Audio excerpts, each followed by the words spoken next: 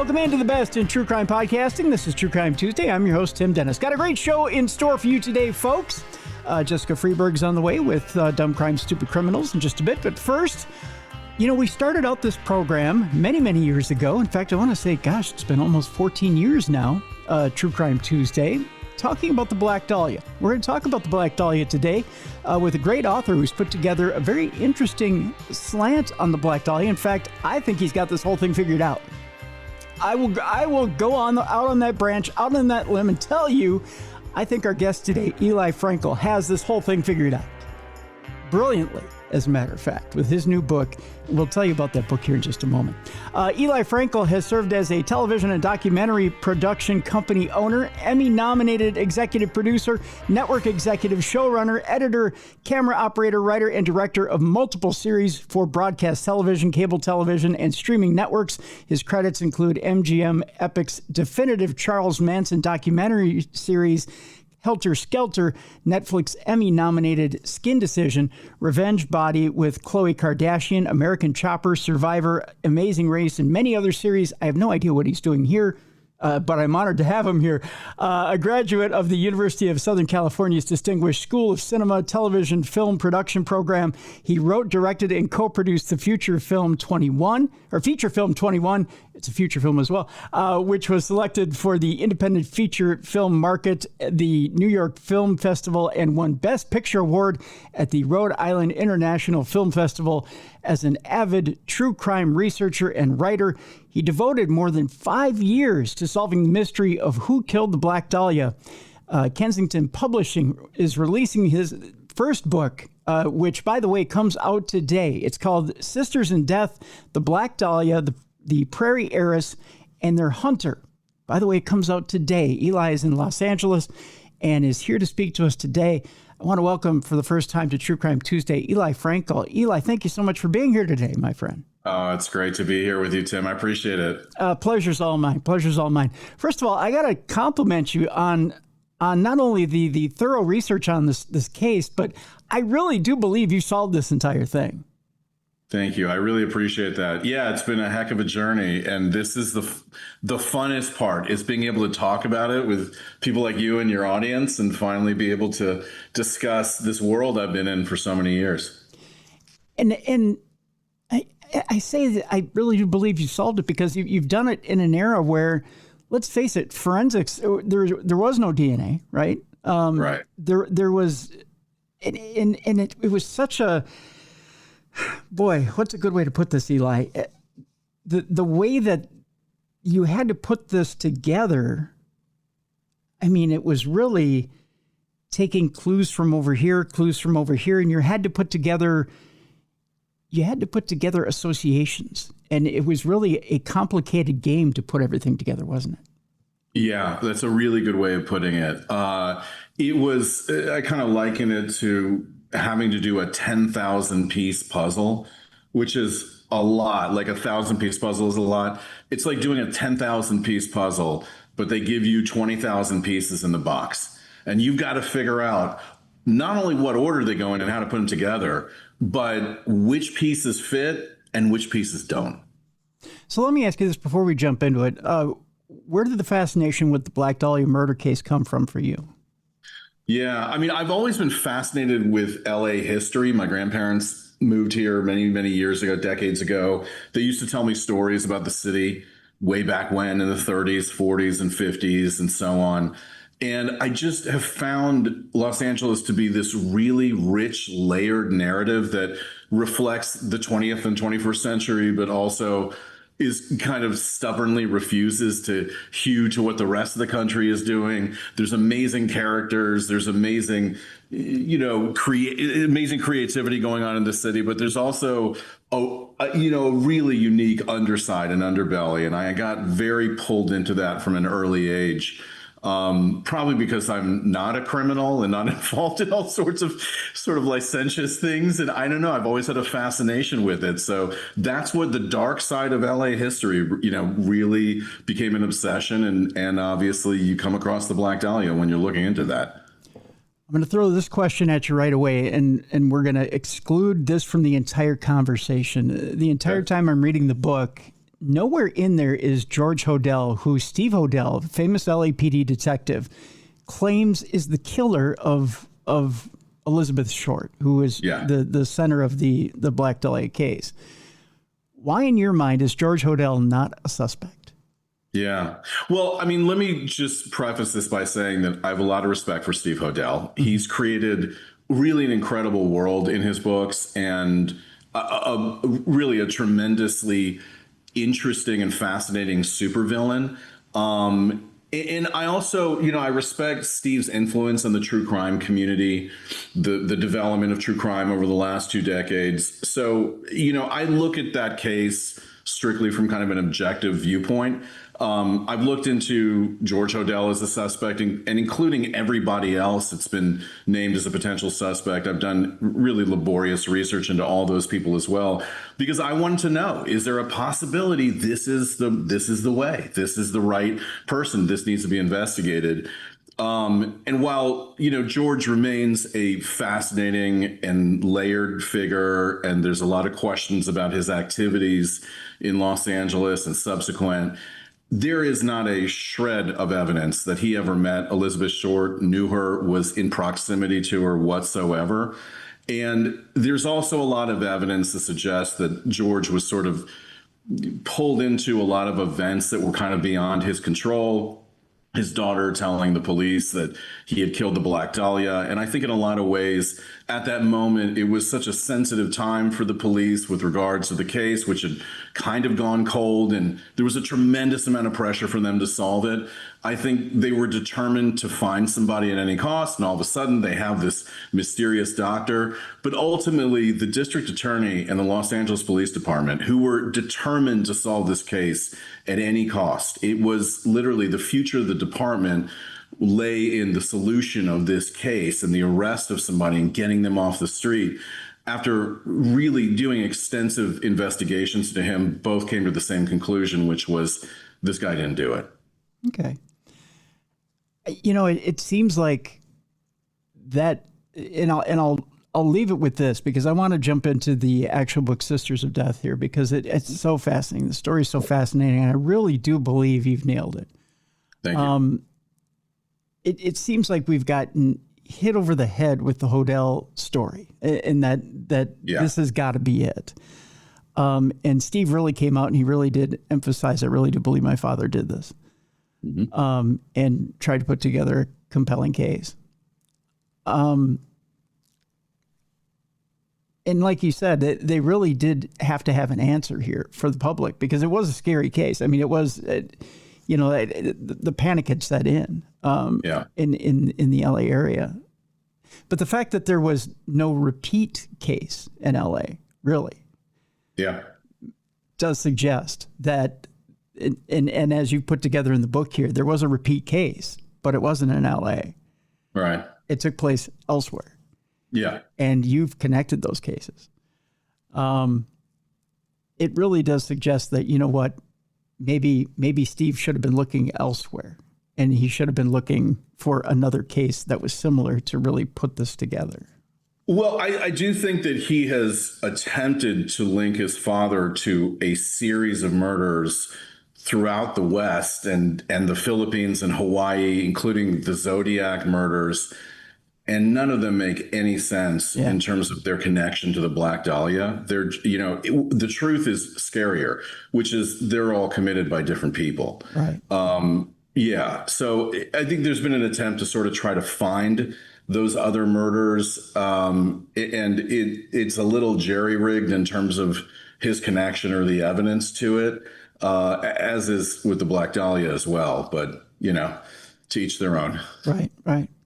You call this book Sisters of Death for one reason and one reason only. There are two women here that are connected, and they're connected by a single thread. And it's interesting when you start to read the book and go through it, and you find out eventually what that thread is.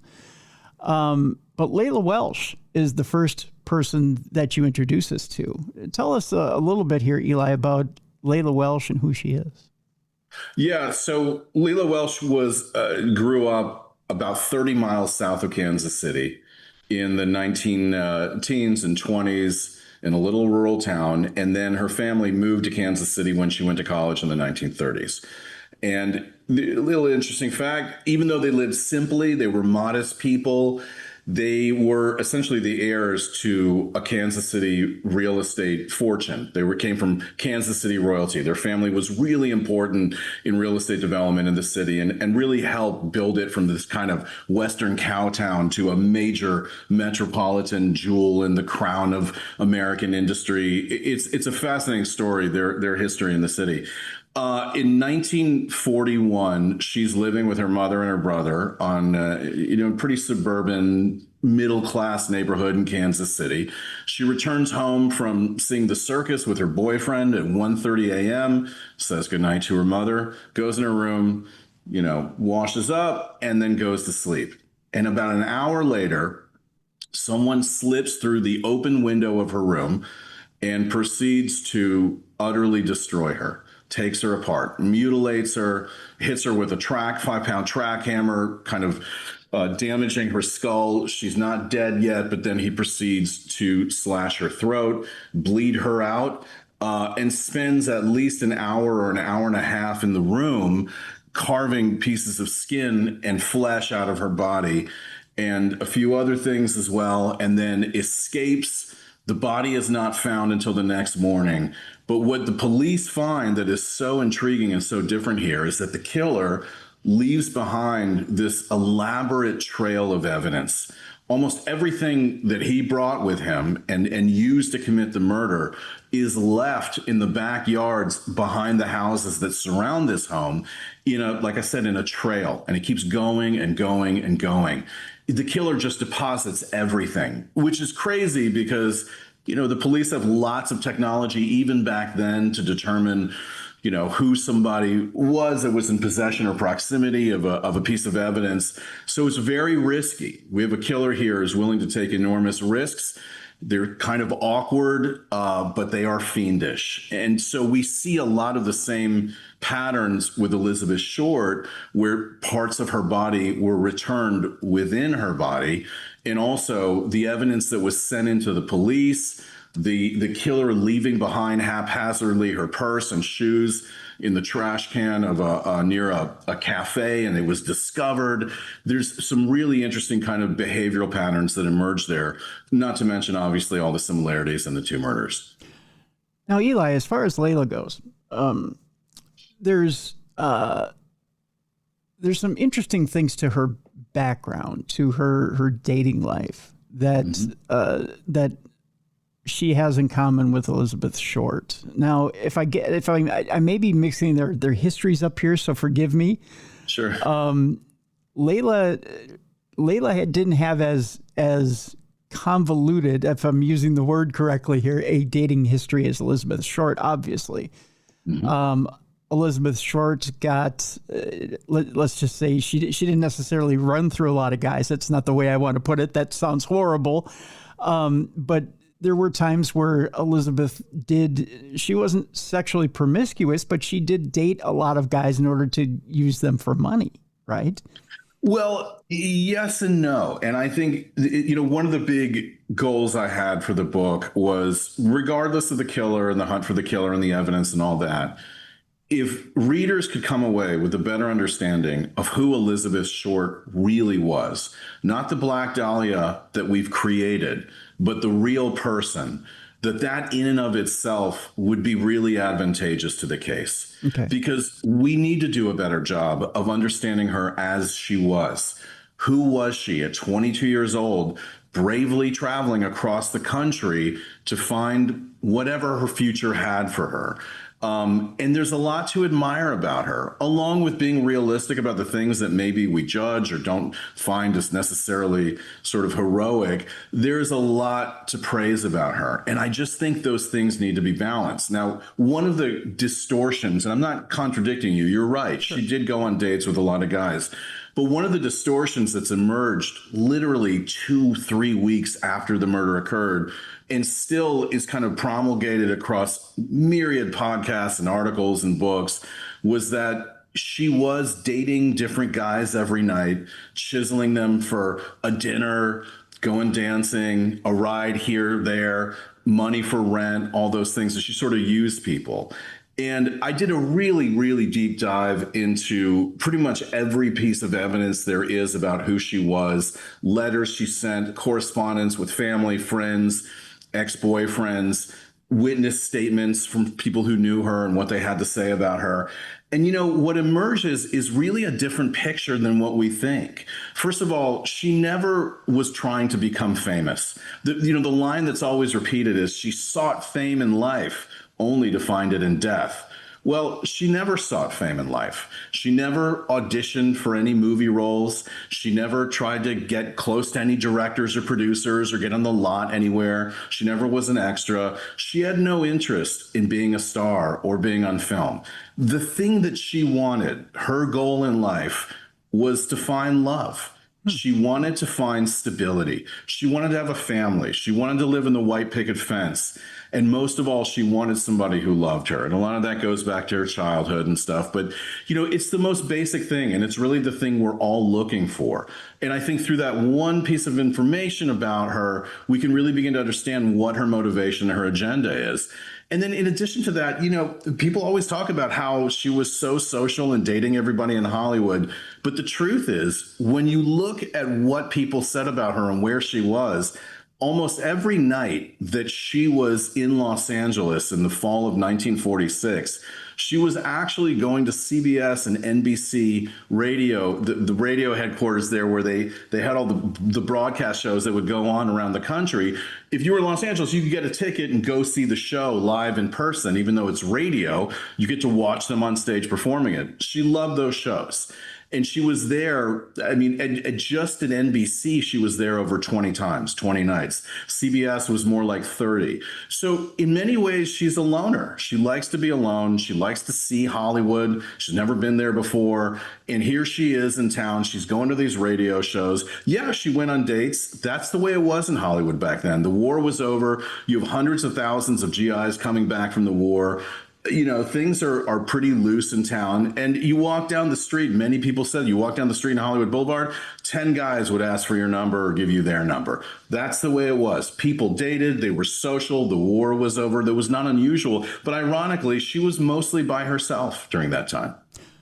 Was it Leila that lost her fiance in the war? Or was it? No, that was Elizabeth Short. Okay. Yeah. So Elizabeth really had lost her first love in the war. Yeah, that's correct. That's correct. And another mistruth about that is that she had a clipping about his death, which had occurred in August of 1945. It was literally after the war had ended. 2 days later, his plane went down in India. And in the article, she blacked out the name of the person who he was engaged to marry. Right. So, and she would tell people that this was my fiance, but they got the name wrong. So ever since then, so many podcasts and articles and yada, yada, yada have kind of shown that as demonstrated that as an example of how she lied or manipulated the truth in order to get sympathy. Well, the truth is she was his fiance. Mm-hmm. And in that article, it states from Medford, Massachusetts, which is where Elizabeth Short was from. They did screw up her name in the article. Yeah. And I get it. She didn't want, Betty Jo Anderson's name in the one memory, the one tangible thing she had to remember her fiance, and she blacked it out. But we look at that as being kind of we should kind of cast aspersions on her character. It's not proof of her distorting and lying. It's proof of her trying to remember her fiance. Yeah. And it seems like after Elizabeth initially loses that first love, she then kind of gets a second love, but she's not really feeling it. Obviously, she had that initial first love, and once you lose that first love, it's hard to develop those same feelings. But she's got this initial second love, and she's on the fence, obviously, because she doesn't want to. She wants to commit, but, do I really feel it? And I'm kind of, she's kind of wishy-washy about it. And you'd expect her to be, right? Yeah, absolutely. And here's the thing again, we've always throughout history, we've always seen that relationship, which sort of dominated her life up until the point where she was murdered. Like the last 6 months of her life are about this guy. His name was Gordon Fickling. He was from Charlotte, North Carolina. He had been a pilot in the military during the war, and then afterwards went to go work for 20th Century Airlines in North Carolina. And he was actually stationed in Long Beach, California. And he was the one who said to Beth in their letters, come out, like, come hang out with me here in California. The weather's warm. It'll be great. And she went out for him. Now, we look back on that, and people are always looking for evidence that she was loose and wouldn't commit and broke his heart and moved on. And where was she in these dark corners of Hollywood? But once again, she's 22 years old. She's gone on a handful of dates with this guy. They believe they're in love, but she moves out for a guy, which is pretty common. I think most of us have, made a major move out of love. Whether it works out or not is a different matter, but she moves out for him. And then when she comes to Southern California, it's amazing. There's so much going on. The people are fascinating. She's meeting new people. And she kind of begins to think, I don't know if I want to be tied down to one guy, which again, especially at 22 years old, happens all the time. That's not abnormal. And then eventually he leaves because he figures things aren't working out. Their relationship isn't great. And then when he leaves, she begins to realize, I'm not crazy about LA, and I kind of miss Gordon, and I might have screwed that up. So I want to see if I can try to get that relationship back, see if he's still interested, and then begins this series of letters between them where it's clear he's kind of moving away from her, and she's still trying to keep, the flame going. But we can see this as being sort of an aspect of the exotic Black Dahlia and what's really going on, or we can see it for what it is, which is what 22-year-olds do all the time. Yeah, yeah. When you start to look at the way she really is, and you do a wonderful job of portraying her the way she really is. I mean, she doesn't drink anything stronger than a Coke. Yeah. Right. I mean, she, there was no glamorous sitting at nightclubs and luring men in, and Right. as you pointed in the book, she wasn't sexually promiscuous. She wasn't, luring men into any trap or anything like Right. that. Yeah. She wasn't hanging out and trying to get movie roles or anything like that. It really is a tragic killing of Elizabeth Short. In fact, the day she's killed, she goes to put her luggage into storage, and she's looking for a way to try to get to Chicago. Right, which was a revelation in the book, because for the longest time, people have been speculating, why did she go to San Diego a month before her murder? Why was she in San Diego for a month? Why did she suddenly come back to Los Angeles on January 9th, 1947? And where was she for the 6 days that she was missing between January 9th and January 15th? And there's all kinds of theories. And there were tons of people who came out in the late 40s and said, I saw her over here. I saw her over there.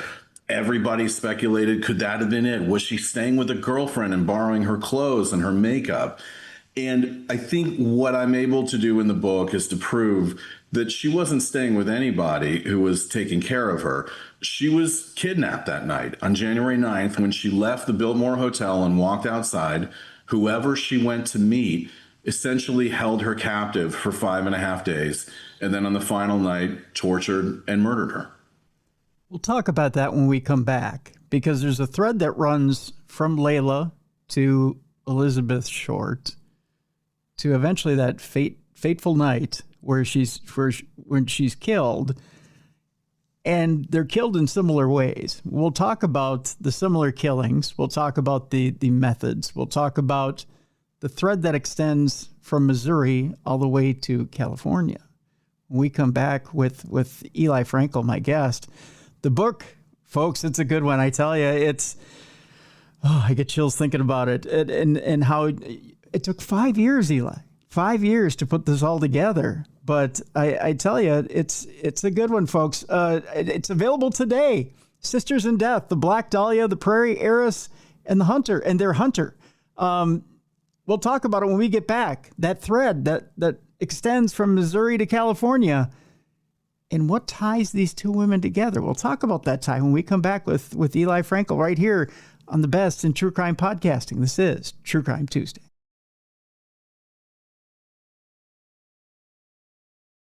Welcome back to the Best in True Crime Podcasting. This is True Crime Tuesday. I'm your host, Tim Dennis. My guest is Eli Frankel. The book is out today. It's called Sisters in Death, The Black Dahlia, The Prairie Heiress, and Their Hunter.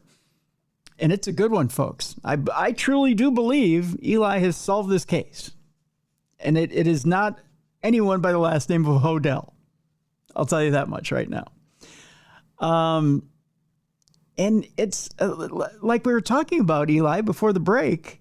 It's a fascinating ending to Elizabeth Short's life. And you wouldn't think that a woman in Missouri would be connected to a woman in California. But how is it that, and even a woman that's up in was it Massachusetts that Elizabeth started out in to begin with? Yeah. How do these two women have this thread that connects them?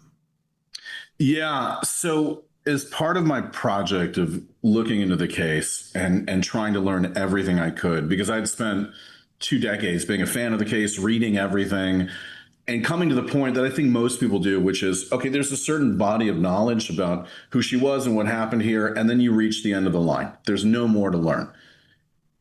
So in around 2018, 2019, I was working on Helter Skelter, starting to work on that series. And the researchers on the show, I had them, I probably shouldn't say this, but I had them do a little side work just for an hour. I didn't take them away from the show, but just for an hour to try to locate some documents with regards to the Black Dahlia that were with the city of Los Angeles. And eventually they were able to find what is commonly known as the district attorney files.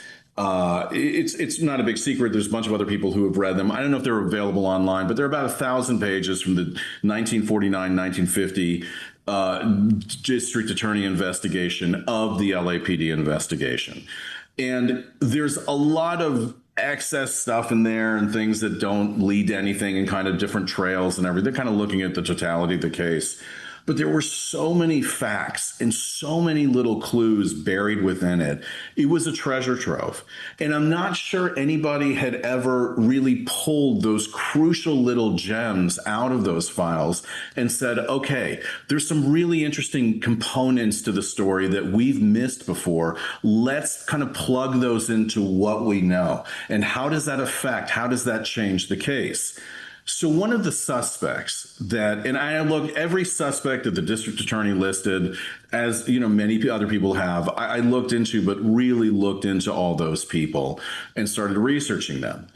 And it's not it doesn't mean that the district attorney's list of suspects that it has to be one of those people.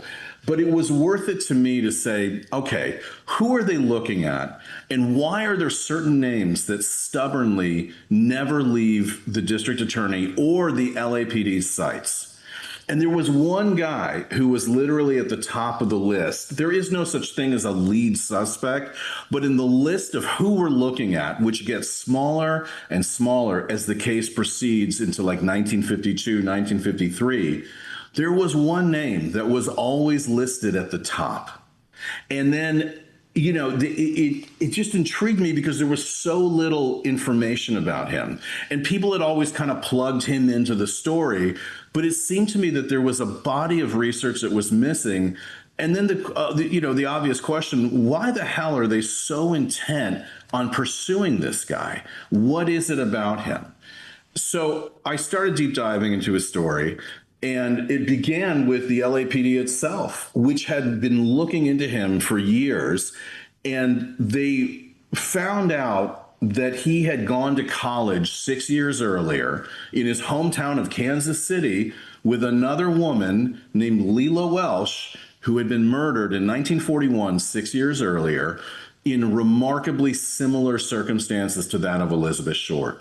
So alarms went off at LAPD. This is odd. We know that this guy spent 3 days with Elizabeth Short, immediately before she escaped to San Diego, right? She gets on a bus on December 9th, 1946 at midnight and goes to a city she's never been to before and doesn't know anybody in, which is really unusual for her. Every time she's traveled to a different city in the past, she's planned it beforehand. She has some money in her pocket. She has a place to stay, or she sets something up, or she knows somebody there. This is sort of an escape in the middle of the night.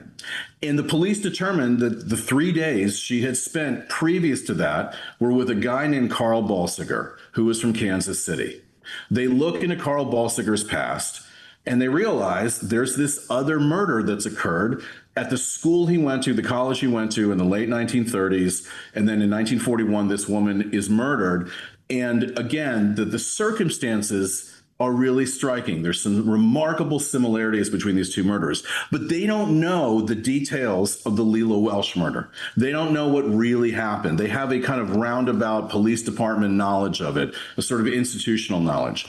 So they reach out to Kansas City police and say, hey, we think we have a lead here. We need all of the case files or whatever you can send over from the Leila Welsh murder, and we want to know about Carl Balsiger.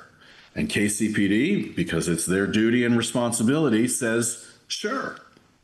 And then the files never arrive. And then LAPD, a few months later, calls over, hey, remember those files? Can you send them over? And KCPD says, sure. And they never come. And this happens over and over again for the next 3 years. So Los Angeles's sort of knowledge of what happened in Kansas City was really hobbled by the fact that they just had a few newspaper articles to go by. But they knew something was really similar in these circumstances. So in the hindsight, 80 years later, I'm thinking, well, what can I find out about this murder? How many details can I dig up? And thus began, a pretty laborious journey into the archives of various institutions and facilities in Kansas City and Lee's Summit, south of Kansas City. And I was able to put together what I believe is a really detailed picture of everything that the police knew at the time. And it was stunning because there are so many similarities between these two murders. I mean, chilling similarities. And one of the things the book does is compare what happened to Leila Welsh and what happened to Elizabeth Short, and then what happened afterwards. What are the patterns of behavior displayed by this killer that suggest it's the same person? And that becomes a really interesting journey, I think, for the reader to go on. There's a couple of things that are suggested here, Eli, and correct me if I'm wrong, but in the initial investigation with Leila, they went hard after George Welsh, who was Leila's brother. So much so that when George moved to California, he was considered a suspect in the Black Dahlia murder, wasn't he? Yeah, so he actually wasn't in Los Angeles. That's what's interesting, but they were convinced he was. And the district attorney files state that, he's back in LA. He was here 2 years ago when the Elizabeth Short murder occurred. They believed, because again, they didn't have all the information about the murder, and then the subsequent trial of George Welsh in Kansas City, they didn't have all the information. And so they became convinced that George, who had actually lived in Los Angeles in 1942 for about 2 or 3 months, he was getting away from Kansas City after the murder and the horror of it. But he actually had to return because he went on trial and he was indicted. But they were convinced that George was in LA in 1947, which was not true at all. And in fact, at that point, he was already in Texas. That's where he had moved to kind of, get away from the continued suspicion that Kansas City had. The trial was such a big event. It literally competed with World War II in the headlines. And, people never entirely forgot it and kind of remained suspicious. But one of the tasks I set out was like, okay, let's take a look at all the evidence against George. Let's relitigate this thing. And then let's take a look at the trial transcripts, the newspaper articles, interviews with people who were, were tangentially involved or their parents were or whatever, find out everything I can about the circumstances of this. And let's put George on trial again. Let's look at everything. And there is absolutely no doubt that he was innocent of this murder. The whole thing was a travesty. It was really fueled by politics in Kansas City more than anything. And I think it's important to sort of clear the decks with George as a suspect because, there's still some questions that remain. And I think the book does hopefully more than an adequate job of demonstrating that he was another victim in this whole saga and that they never caught the killer. Well, I think what it also does is I think it also puts an insinuation, at least it did in my mind. In some readers' minds, it may put an insinuation in there to say, you know what, for every cover-up, there has to be a patsy. And I think it set up George as the patsy for a potential cover-up. Interesting. Yeah. Yeah. I think there were some political machinations here. Yeah. In order to let someone slide as being the killer of Leila. Yeah. There had to be a patsy. I think George was the patsy here for one reason or another. Yeah. Right. Yeah. That's fascinating. And certainly what was done to him, the railroading, forcing him to confess under essentially psychological, in some degree, physical torture, finding of witnesses who all of a sudden claimed they saw something suspicious when they never had before, 12 months after the murder. There were all these things that popped up that were clearly manufactured for the sake of just convicting him. Right. Now, Carl Balsinger was connected in ways to the community, wasn't he? Oh, yeah. Yeah. So his father was, the whole family was pretty prominent in the city. His father was a major executive. And in fact, they lived in one of the toniest neighborhoods in a beautiful home, especially for that era. It was, kind of the latest and greatest of home styles. And they were, socially really respected. His father was a major executive at a baking conglomerate called Interstate. It started out as Schulze and then became Interstate, which later on became Hostess Brands. So pretty big company. Yeah. And he was very powerful in town. And in fact, one of the things the book goes into is how he worked with Kansas City Police Department in shutting down other grocers. At one point, he was head of the National Grocery Association, and because he had been a grocer himself, and he ratted out other grocers who were staying open too late. Like for him, you got to follow the rules no matter what it takes to get you in line. He was definitely a disciplinarian. He was also a guy who raged against immigrants and didn't want, even legal immigrants, didn't want anybody who wasn't born in the United States to be allowed to own businesses or run them, which was ironic because his own parents were from Europe. They were immigrants. So his own parents wouldn't be eligible to own their own businesses under his kind of dictates. But there is no doubt that Balsinger had quite a bit of influence in the city and in the police department as well. Now, whether he used that influence to somehow convince KCPD it'd be better not to send over these documents to LAPD, or whether, he helped his son kind of slip through the net, I don't know, but it's an interesting question to be sure. I think it kind of weighs that way, doesn't it? It certainly seems to. I mean, listen, part of my responsibility as a writer in a book is to be factual and to not jump to conclusions. But I think in analyzing the story and looking at it now, it's weird to me that KCPD would refuse over and over for 4 years to send over case files that the mighty Los Angeles Police Department is demanding. LAPD, even back then, was a major force, and politically, it's not a good idea to reject them over and over and over again.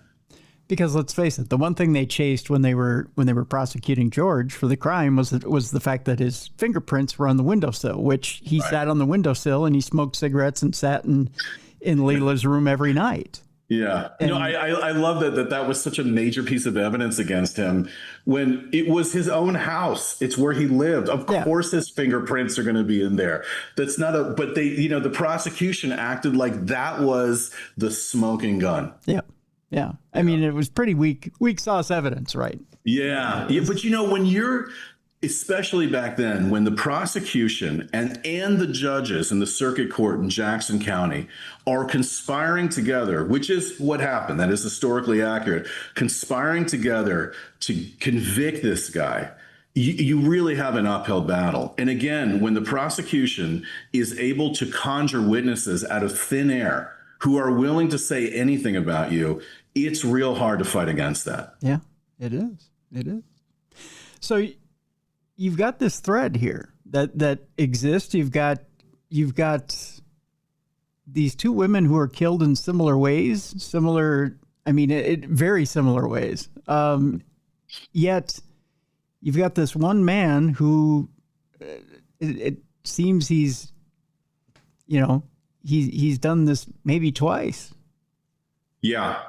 And I mean, to that point about the similar ways, the book details, many of the methods that were employed in these murders that display kind of the same hand, if you will. But as an example of what those similarities are, and this is a little challenging to hear. It's pretty horrific. But in the case of Elizabeth Short, one of the features of that murder was that her mouth was slashed from the edge of her mouth to her ears, towards her ears, not the whole way. And then also her body was cleanly severed in half at the midsection, right? Which is the famous part of the case. There were two essentially parts of the body that were left on Norton Avenue where she was deposited. Her body was drained completely of blood. That's what that's one of his intentions, was to drain the body entirely of blood. And once it was drained, once blood had poured out, and it takes a while, it's not in 10 seconds, he then cuts a 1 pound piece of flesh out of her thigh. And it had a tattoo of a rose on it. And then inserted that piece of flesh into a part of her body where the coroner's office later found it. But the thing about that pound of flesh that was carved out, and these details are important as hard as they are to hear, is that it was exactly an inch thick. It was approximately 5 inches in diameter, and it was horseshoe shaped or bell shaped, depending on who's describing it from, the coroner's office. Yeah. It had skin followed by subcutaneous tissue, muscle, and fat on it. Okay, so it's an inch thick, this thing. Carved out of Leila Welsh's body after she was exsanguinated, drained of blood, while she was in her bedroom 10, 15 feet away from where her mother and brother were sleeping. The killer worked in the silence there in the darkness. He carved a 1 inch thick, 4 to 5 inch diameter piece of flesh out of her thigh that was horseshoe or bell shaped, depending on which cop was reporting that had skin, muscle, subcutaneous tissue, and fat on it. It's literally the same puzzle piece missing from the thighs of both women. And he left that flesh behind, just like the killer did with Elizabeth Short. Now, that's not the only similarity. There's so many others which the book goes into. But think about that. Yeah. What other murder have we ever seen that exact kind of carving? And not only that, we know definitively now that this man, Carl Balsiger, knew both of these women. That in and of itself is a coincidence that is almost unbelievable. Yeah, and you're right. There's again, I'm going to refer people to the book. Again, the book is Sisters in Death, the Black Dahlia, the Prairie Heiress, and their Hunter. To see these similarities, they're eerie. They're just eerie, yeah. Eli, as to the different behavioral things that were done to both women. I mean, it doesn't take a psychology degree to see how these things line up. Yeah. between the two women. And Yeah. you look at them and you go, well, it's obvious. I mean, it's as obvious as a spotlight in your face as to why the same killer did both of these murders. It obviously has to be one, and you know who that one is. Yeah.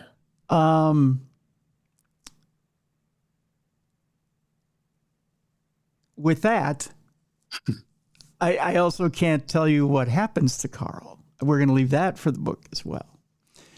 I find this story so fascinating, and yet it was so frustrating to me to read the end of the story. I have to ask you this as we begin to wrap things up here, Eli. As you're gathering this evidence together, and you're realizing, you know what? I believe I've found the real solution to this story. What are the feelings that are coming up in you? Yeah. Oh, wow. That's a good question. I mean, I've been at this for a while now. So there were all these kind of revelatory moments along the way where you got chills down your spine.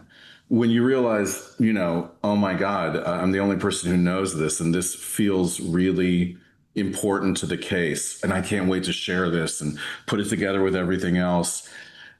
It's a really, I don't know how to describe it. It's really unique. I mean, there were, like, for instance, when I spoke with, the family of the woman who found the body and got the opportunity to ask her questions, and she answered the questions for me, being able to discover that for the first time that it had ever been publicly revealed that the body was not left next to the sidewalk, 3-4 inches from the sidewalk in full view, that it actually had been hidden somewhere, which is detailed in the book. That completely changed the profile of who this killer is. Mm-hmm. This wasn't somebody who was trying to shock the world with their handiwork and leaving it out for the world to see. And it makes so much sense because on that heavily trafficked artery, nobody had seen the body until 10:50 a.m. And there were people up and down that street all morning. How could that body have been laid out like that and nobody saw it? It was like, of course, what she told me, it made everything make sense. And similarly, the first time I found evidence that Carl Balsiger personally knew Leila Welsh's boyfriend. They had been in the same organization, the Demolay organization in Kansas City, which is actually a great organization. They're still around. They do so much volunteer stuff, like an awesome group. There's no there's nothing negative about his association with them in the 1930s, but there was the evidence that they were together in the same room multiple times in this organization. And then there was the evidence that Leila had been in the same ballrooms and the same events with Carl Balsiger, went to the same church, that she'd gone to the same lake house a quarter mile away from where Carl Balsiger's family had a lake house. I mean, and then myriad other connections. It was so obvious that she had been in his periphery and he had been watching her for many, many years. All those moments were, they fall into place, and you begin to unravel and figure out an era, people, their agendas, their motivations, and a story about murders that, you dig far enough, and all of a sudden it's like the clouds part, and it's like, of course, it was always there in front of us. We just had to look deeper, and we had to listen to Elizabeth Short. And that was the one thing that I felt hadn't been done. She told us that she was going to Chicago after she came back from San Diego. She wrote it in her letters. We just weren't listening. Where was she? Where was she? She was going to take a bus to Chicago that night. And she needed the money to get that bus ticket. And she went to the one person who had given her money multiple times before. We needed to listen to Elizabeth Short. And therein lay the key to unlocking this mystery. Yeah. Yeah. It's kind of ironic too. You kind of put it in the beginning of the book when you said your publisher kept telling you, keep going. Yeah. Keep going. Yeah. And much like you just said, you had to keep listening. So as you kept going and kept pushing, you kept listening. And you kept listening and you kept looking. And Yeah. as you keep pushing and you kept going and you kept listening, the answers popped up. Now, mind you, it took 5 years to find the answer. But for a layperson to sit down and look at the case and eventually get it, doesn't that kind of tell you that there was a cover up here? Because it should have been obvious to an investigator that's there, boots on the ground, looking at it every day. Mm-hmm. Do you mean in Los Angeles or in Kansas City? I would think both. Yeah, I mean, I am not a big proponent of the cover-up theory, at least in Los Angeles. And by the way, I may be wrong. I could be proven wrong. But in reading everything about what the police went through, and the sheriff's office and the district attorney and the mayor's office and the FBI, it becomes really clear that they were desperate to solve this thing at any cost. The future of the department, their jobs, the reputation of LAPD hinged on this one case. It was that big. Now, is it possible that 3 or 4 people within a department could form a cabal and, just kind of sideline the investigation? Yes. But in this case, this investigation is so widespread, involves hundreds and hundreds of investigators and hundreds of suspects. It just stretches credulity, I think, to believe that there was a group of people that were trying to derail it. And also, for what reason? There just isn't a reason big enough for them to have essentially destroyed the department in so doing. But, the great thing about this case is that there's so many people who are interested in it, and the research continues, and who knows what will be discovered in 10 years, 50 years. I think this thing is going to continue. Yeah. And, we'll see what comes down the line. I don't know, Eli. I think you got it, man. I really do. I think you've solved it. When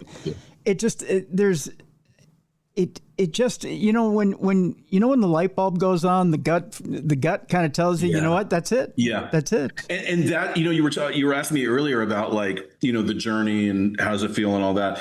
That's it. I mean, that's the exact same thing I was feeling as I was going through. I mean, my jaw was open. It's like, no way. They were this close at this point. They overlap this way. There's similarities here. Carl Balsiger, was known by the police to have beaten several of his dates. He was a known stalker and got restraining orders against him. There's so many little clues in there. And every few weeks, another clue would drop. And that's the feeling, is like, it's that gut. Something tells you this isn't right. Something's not right here. Yeah, absolutely. Well, the book is a good one, folks. I encourage you to go get it. It's available today. It's called Sisters in Death, the Black Dahlia, the Prairie Heiress, and their hunter. I want to make sure I get that right. And their hunter. It's available wherever you get your books. We have a link in the description of this program, so you can go get it. Please go get it. Sisters in Death, the Black Dahlia, the Prairie Heiress, and their hunter. Eli Frankel, I want to thank you so much for being with us today. Thanks, Tim. I really enjoyed it. I really enjoyed it as well, my friend. Folks, we're going to lighten things up a little bit. It's time now for us to bring in Jessica Freeberg, and it's time now for Dumb Crimes and Stupid Criminals. It's Crayon News story time.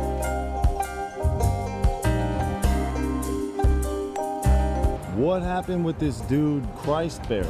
I heard he cut his penis off and then jumped off a balcony.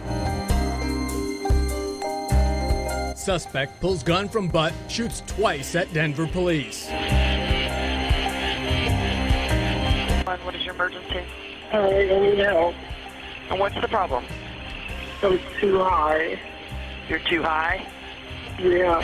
It's that time again, the time you all been looking forward to. It's time now for Dumb Crimes and Stupid Criminals. And with that, I need a co-hostess. And so I look to my left, I look to my right. I look to the spooky part of town where I see someone who not only is doing ghost hunting this time of year, she's writing books. She's hosting events. She's all over the place. She's got so much stuff going on. I don't even know how she got time to do this thing, but the Hindustan Times said, please distract her because she's destroying our charts. Ladies and gentlemen, here she is, eater of worlds, destroyer of charts, hoster of events, and all around great gal. Here she is, Jessica Freeberg. Jess, how you doing? Hey, I'm exhausted, but I'm here. Oh, well, I appreciate it. And I'm excited to be here. I'm glad you are. Glad you are. We got some good stories today. It's kind of an odd deal today. We have not safe for work stories, but they're odd not safe for work stories today. So they're not going to traumatize me as much as usual? I think they might traumatize you more.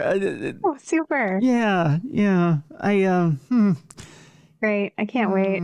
Yeah. Although we have funnier regular stories today. Well, I am here for the laughs, Tim. So lay it on me. All right. Well, the first one, Jess, we'll call it Dumb Crime, Stupid Cops. Okay. Yeah. We're going it happens. Different directions. A New Jersey cop allegedly ignored a 911 call about a double murder suicide and instead went to an ATM and a pizza shop. What? Sometimes you just need lunch.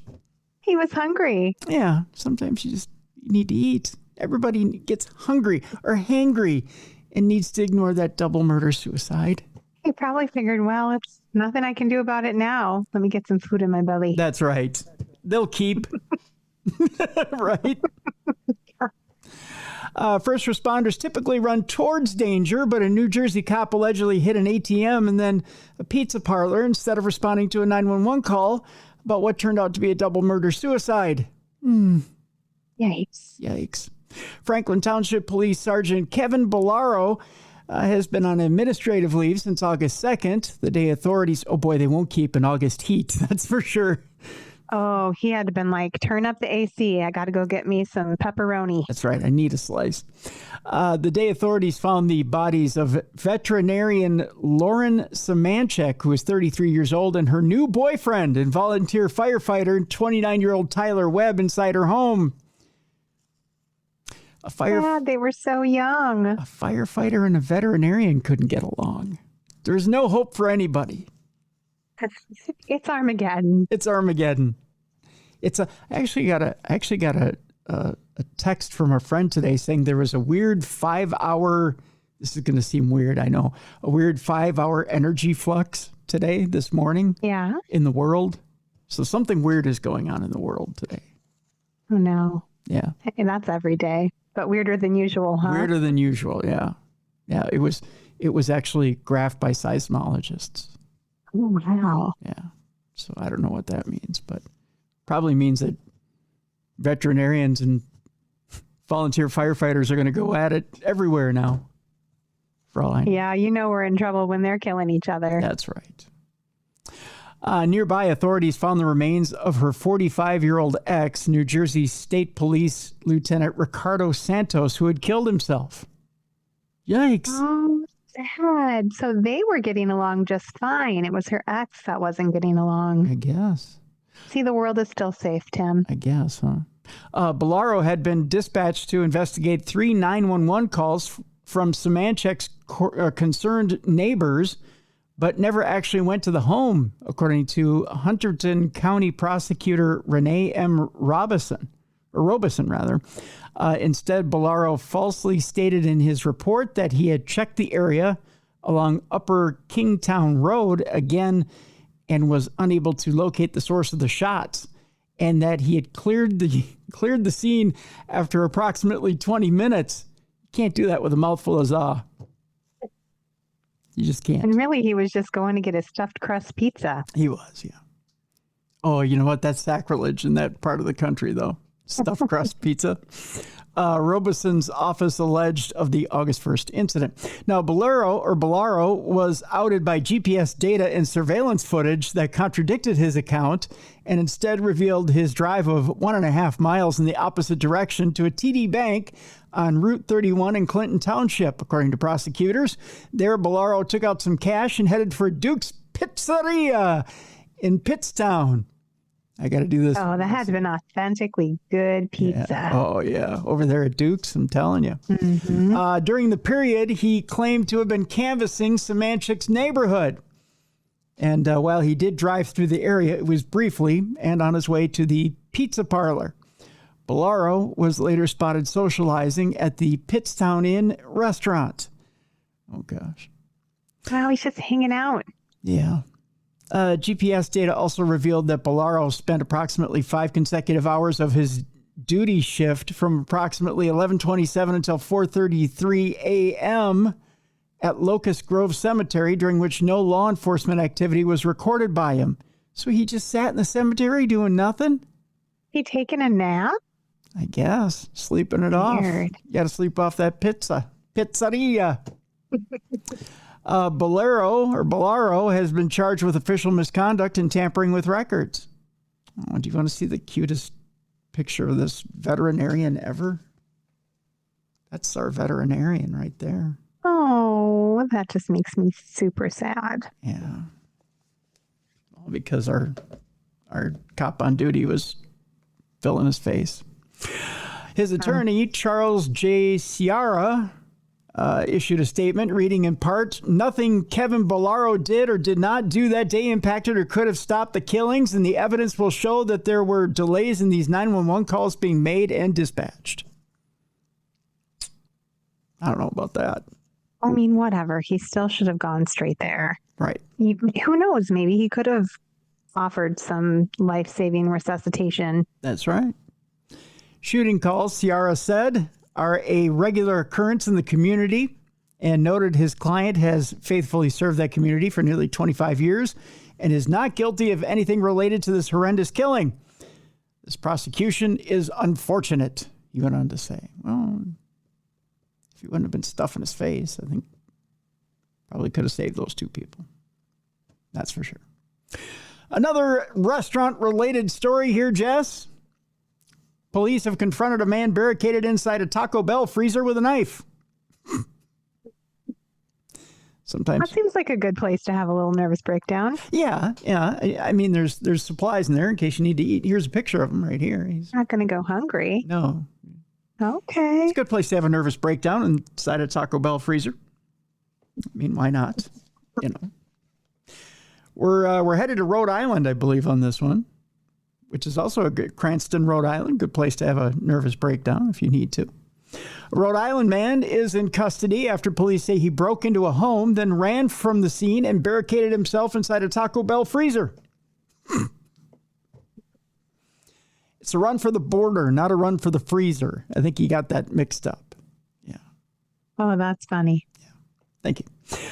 Cranston police were called after witnesses saw a man running in and out of traffic with a knife on Thursday. When police arrived, they evacuated the restaurant and ordered the man to come out. He refused, leading to a brief struggle before officers took him into custody. Investigators said they also tried to break into other homes nearby and that a juvenile inside one house fought him off with a knife. The man was identified as 38-year-old Tu Chow. Just like for that kid. Wow. I like saying the name Tu Chow. He faces multiple charges, including breaking and entering, vandalism, and obstructing police. I used to go and have a small breakdown in the freezer at Chuck E. Cheese when I was in high school, but I never took a knife. Well, that's just your tears. Yeah, it's just generally my tears after I've been headbutted in the nuts about 4 or 5 times at that shift. Kids run down the hall. Sure, that did happen. Yeah. Well, it did. They run down the hall, they're Chucky, and then boom, they bury their head in your nuts. And after you've taken about 6 or 7 doses of Tylenol to try and kill the pain, they don't let you drink beer on the job. You're underage. That's true. Yeah. You got to do something. You have no recourse. You just getting headbutted in the nuts all the time, and you just got to take it with a smile. What do? You go grab a bag of shredded frozen mozzarella, you put it on the old boys, and you scream. That's what you do, Jess. And then they take that mozzarella later and make people pizza with it. That's right. Not gross. It's cheese in more than one way. You know what I mean? Oh, no. You got to do what you got to do. Adding this to the list of reasons I'm not going to Chuck E. Cheese anymore. Oh, that's the one? It's not the ball crawl with a dirty diaper in it? You're like, they've used this cheese to ice down some teenager's nads. Oh, come on. It was over the mouse costume. It wasn't directly on him. Okay. Yeah. I mean, the costume was sweaty, but, Of course it was, especially if you're a teenage boy in there. Yeah. Ugh. Well, I digress. Anyways, our next story. The headline is, her bad decision landed her in jail. We're going to Florida, Jess. Yay! We've waited long enough. A Florida woman is charged with credit card theft after identifying herself in a social media post. You generally want to keep your theft off of social media. Just saying. A Florida woman was recently arrested after identifying herself as a suspected thief. There's a T in there, in a post online, according to Sunshine State law enforcement. 19-year-old Bryn Gifford, that's why, because she's young and dumb, she put it on social media, stands accused of fraudulent use of personal identification information of a person 60 years old, or 60 years of age or older, by the way. Fraudulent use of a credit card more than 2 times in 6 months, and petty theft, according to the Flagler County Sheriff's Office. On August 9th, deputies began a fraud investigation based on an incident that is said to have occurred at Palm Nails, a nail salon in Palm Coast, a small city located roughly 60 miles southeast of Jacksonville.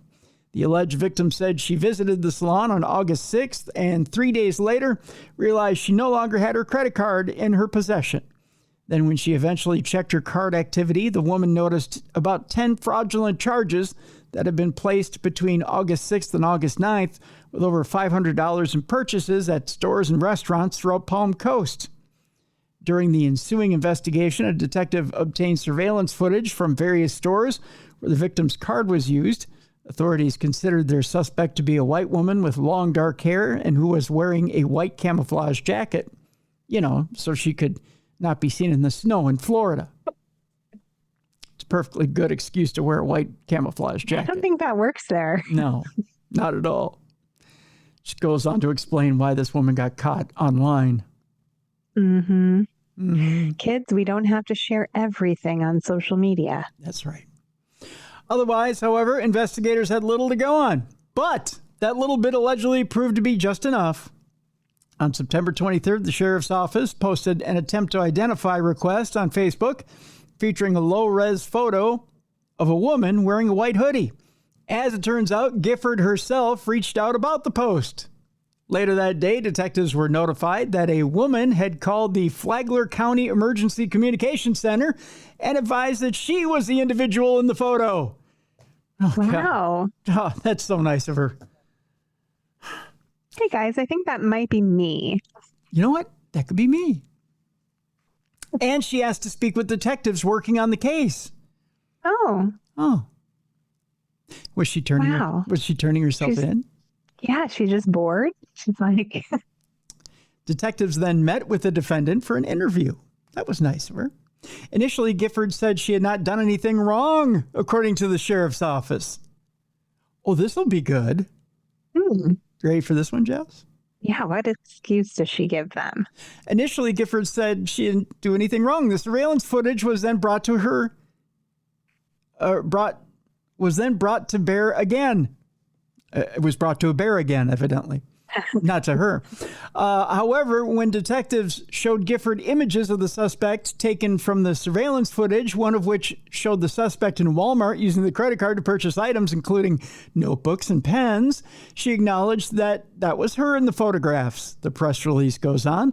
Later in the interview, Gifford showed detectives the contents of her backpack, which contained notebooks and pens, appearing to be the same ones purchased at Walmart. Oh, she went to buy school supplies. That was my grandma's card. What a funny thing to steal a credit card and buy with it. Yeah. The defendant was later found to have been employed at the nail salon in question as a receptionist at the time the victim's credit card was stolen. Whoopsie. On October 15th, a warrant was issued for Gifford's arrest, and she was taken into custody the next day. On October 16th, the defendant was arrested and booked into the Volusia County Correctional Facility in Daytona Beach.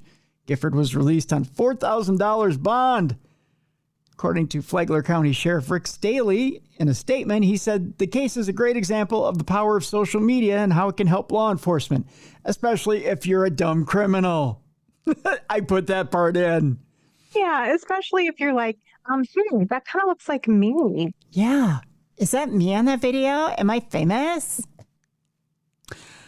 Less than a day after we posted the suspect's photo looking for more information, she came forward to speak to our detectives. Of course, her bad decision landed her in jail on multiple felony charges, but at least she ultimately did the right thing because of our detectives, and we would have caught her sooner or later. Yeah, but you caught a break.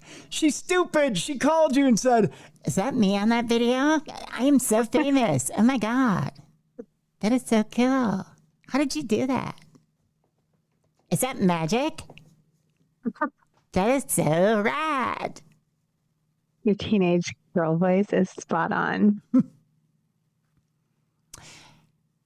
Can you make another credit card show up in my wallet? Because I'd like more money to spend. I ran out.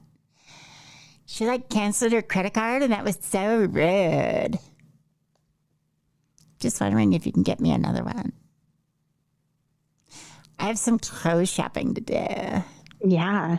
School supplies just needs her clothes now. She's all set. I want those totally tits jeans from American Eagle that Sydney Sweeney is wearing. Yeah. If you could get me another card, that'd be great. All right, we're going to Fairfield, where an officer is booked on a DWI. Uh-oh. Yeah. She kind of looks, she kind of looks like Mally. I can see that. Mally, what have you done? She does, doesn't she? I can see it, yeah, a little bit. A little bit like super cute. Yeah, a little bit like she stole Mally's glasses and a wig. In last week's edition, a press release was published from the Teague Police Department regarding the arrest of a Bailey G. Mills for driving while intoxicated, a Class A misdemeanor. According to the press release, Mills was found unresponsive in a vehicle at the drive-through window of a Sonic in Teague. So just passed out at the drive-through window at Sonic, just right. It's really a pisser when you're drunk and you're about to get your food and you just can't maintain consciousness. She was so close. She was right there. She was arrested and submitted to a breathalyzer test that turned back a blood alcohol content of 0.16, twice the legal limit in the state of Texas. She was then booked into the Freestone County Jail, and the case turned over to the county attorney's office. Since then, the Times verified that Mills is currently employed as an officer with the Fairfield Police Department. Whoops. Maybe not anymore. Oh, maybe not. After several attempts, the police chief and assistant chief were unavailable for comment regarding possible disciplinary action for Officer Mills. It's either going to involve bringing everybody Sonic the next time she's drunk, or she's off the force, like Jess said, one or the other. According to Sergeant Markham, he is unable to give specifics, but assures that the incident is still under investigation and disciplinary action will be taken according to city and department protocol. Like I said, probably Sonic for the entire department. That's probably how that's going to go down. I might have to bring back the teenage voice for this one. Oh, please. I love it very much. Okay. Here's the headline, Jess. A wealthy housewife who ran down and killed a man on the first date blames her Louboutin heels. What? Yes. Now I'm fascinated. Do tell. Do tell. Okay, first of all, here is her mugshot. Ooh, she looks angry. Yes, my God. Isn't she? Okay, there she is. Mm-hmm. She looks like a girl that just ruined her favorite shoes by killing someone with them. Probably, yeah. Christina Chambers is her name. Yeah. She looks like a Christina, doesn't she? We're going back to Texas. The wealthy Texas housewife accused of plowing into and killing a man on a first date while drunk and high claims her expensive Louboutins got stuck on the gas pedal of her Porsche 911 Carrera. Oh, no.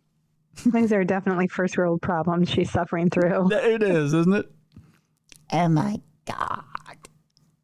34-year-old Christina Chambers went to trial on Friday for manslaughter in connection with the April 2023 crash. They killed 33-year-old Joseph McMullen as he and his date were leaving a Voodoo Donut shop in Houston. You ever had Voodoo Donuts?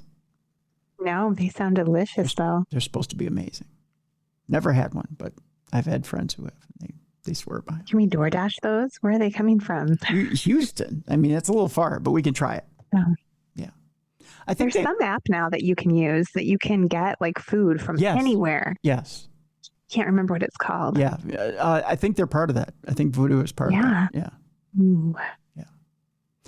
Prosecutors allege Chambers had been bar hopping with friends at night and was 4 times over the legal alcohol limit. So, of course, it was the Louboutins that did it. It was just the shoes, Tim. Mm-hmm. And had small baggies of cocaine in her car and purse. So, of course, it was the heels. Shoes. Yeah, it was the heels. Yeah. Mm-hmm. But her attorney, Mark Thiessen, argued her designer shoes caused the fatal crash. It's hard when you're drunk and high on cocaine to get those little heels to work the pedals. Yeah, I'm not buying it. As a woman who wears heels, I'm not buying it. You may wear heels, but do you wear Louboutins? That's what I thought. I'm definitely not fancy enough for that. Mm-hmm. That's what I thought, sister. Mm-hmm. And I don't drive a Porsche. Mm-hmm. See? You know that the pedals on a Porsche are this big. Mm-hmm. Thiessen claims his client's expensive Christian Louboutin heels had gotten stuck on the gas pedal of her Porsche as she drove down one of Houston's most dangerous curves. Well, whose fault is that? It's just a recipe for disaster. Right. However, prosecutor Andrew Figliusi disputed the argument to the jury, believing Chambers was itching to show off her sports car to her 2 friends inside the Porsche at the time of the fatal wreck. About an hour after the crash, Chambers registered a blood alcohol level of 0.301. Dang. Yeah. It's a little drunk. She had a few. Yeah. One too many. Nearly 4 times the legal limit. How are you even sitting upright in your car 4 times the legal limit? Listen, it's the heels. The heels did it. Audio tech Brianna Iturino, who was on a date with McMullen that night, told the court that they just left Voodoo Donuts around 2:25 a.m. Nothing good happens at 2:25 a.m. No. When she saw blinding headlights barreling straight at them. Iturino testified that she realized that the speedy sports car, estimated to be traveling over 70 miles per hour at the time of impact, was about to make a sharp turn directly toward them. In the blink of an eye, the Porsche whipped past, missing Iturino by inches, and when she turned to shout a warning to McMullen, he had vanished. Like that. I thought he had gotten out of the way because I couldn't find him, Iturino said. Iturino said she felt something brush against her hip, which she first thought was the car, but later realized it was McMullen being thrown about 30 feet as Chambers drove on and slammed into a pole. Oh, no. Yeah. She then called 911, and a dispatcher instructed her to perform CPR until paramedics arrived, but McMullen died at the scene. Chambers and her 2 passengers were injured in the wreck. You want to see what the car looked like? This is what the car looked like. Oh my gosh. How did they survive? Yeah. It was my That's terrible. It was my Louboutins. Yeah. Blame it on the shoes. The whole front of the car is totally smushed. If it was the Louboutins, you would have sued him there, sister. Yeah. The general manager of the nearby Slick Willie's pool hall, Alfredo Ponce, also testified, telling the court that he heard the crash and ran outside to help. I've seen so many accidents on that road, Ponce said. Every time I get out and help whoever needs help and is injured. Ponce testified that the crash was one of the worst that he'd ever seen and said when he reached the sports car to help those inside, he remembered it reeked of alcohol. But it was the shoes. Yes, it was the shoes. The shoes were drunk. Yes, the shoes had about 4 or 5 bottles of whiskey at that point. They were marinated in whiskey before she put them on. Right. It's a thing. It's a thing. That's how you get the Louboutins to walk without squeaking. Yeah. Chambers was charged with manslaughter in McMullen's death. She's pleaded not guilty, with prosecutors alleging she was driving at an excessive speed and lost control of her vehicle. In the 2 years since her arrest, Chambers' case has seen a string of legal battles. A wrongful death lawsuit has been filed by McMullen's parents against Chambers in June of 2023, and it remains pending. The suit also partly blames Chambers' former partner, hedge fund manager Xuan C., who filed for divorce from her just days after she was released on bail, for purchasing the luxury sports car just months before the fatal crash. However, C has denied purchasing the sports car for his ex-wife, claiming instead that she bought the car for herself using cash from their joint account.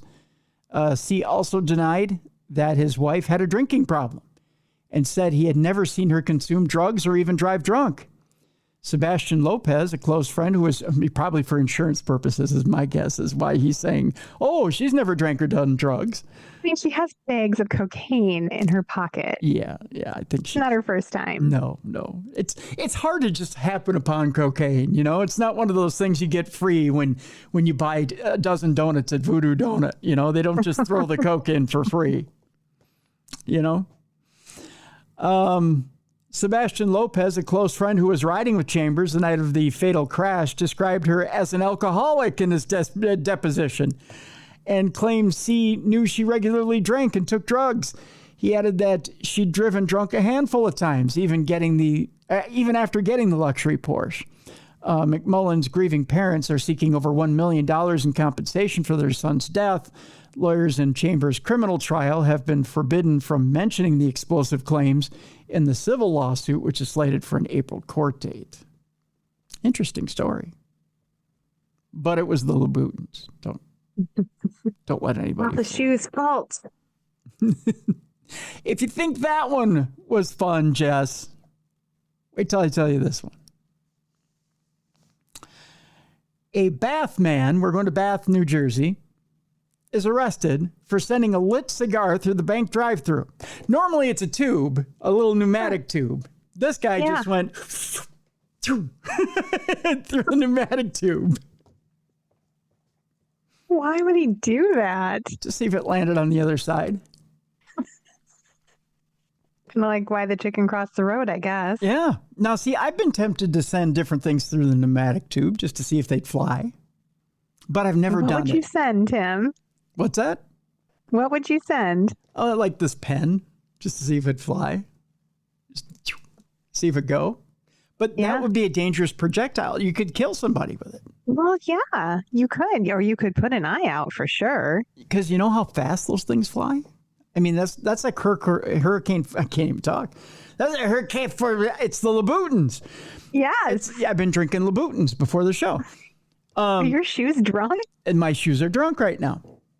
Those are hurricane force winds. Yeah. Yeah. So anything you threw in there could become dangerous. That's right. But a penny, right? Anything. Piece of chewed up gum. Well, that might just go splat against your forehead, right? But any projectile could be dangerous, right? Well, you take a lit cigar and you throw it. You've just thrown a lit torch. Why would you? What a jerk! Right. We go to Bath, New York, where a Bath man.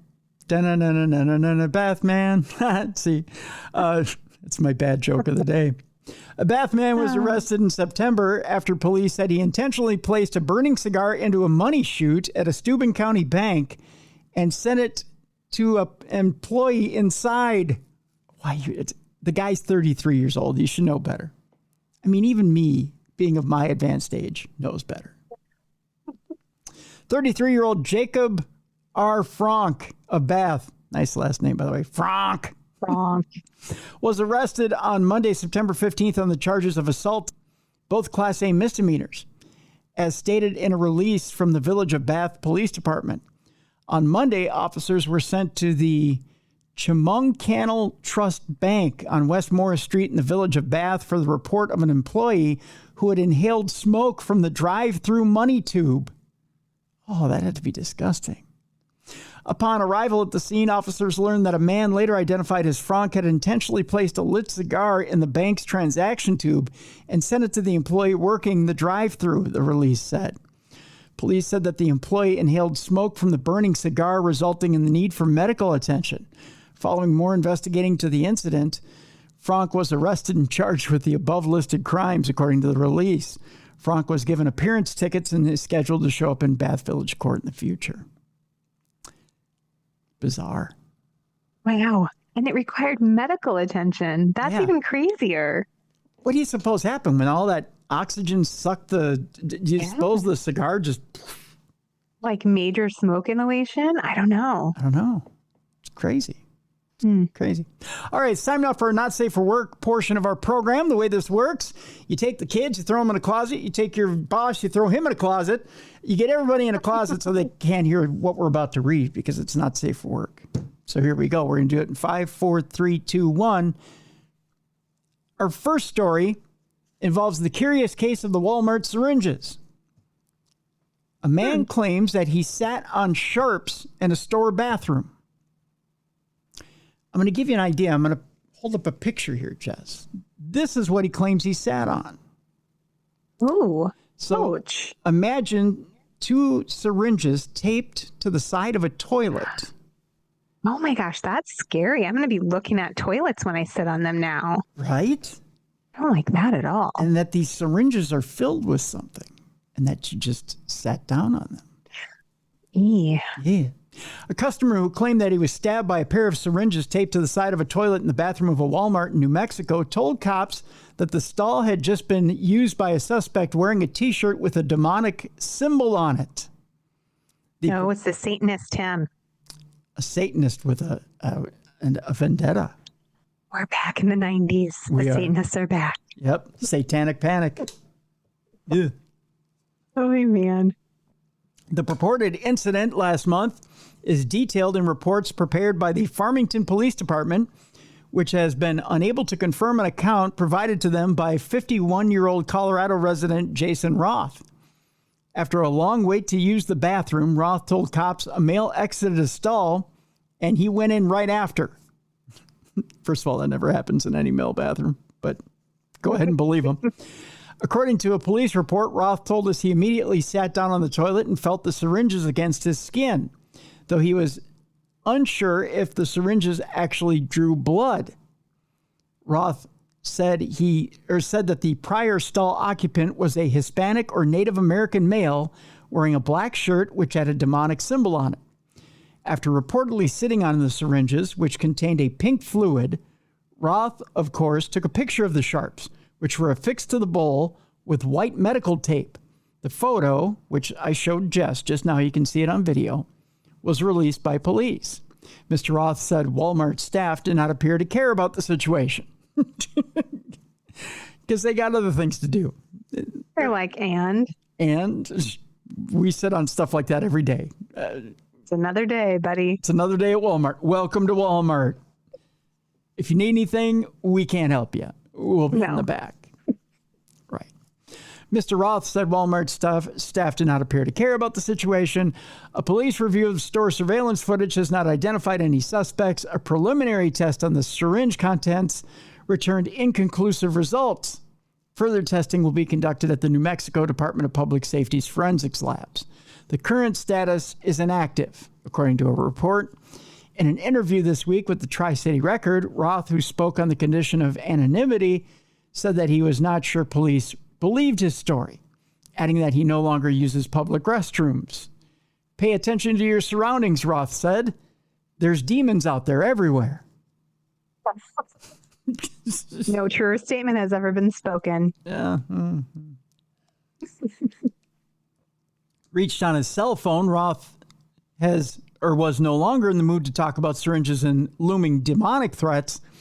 He said, I don't want to put it in the news, he said, adding that if his name appeared in print, I'll get a lawyer.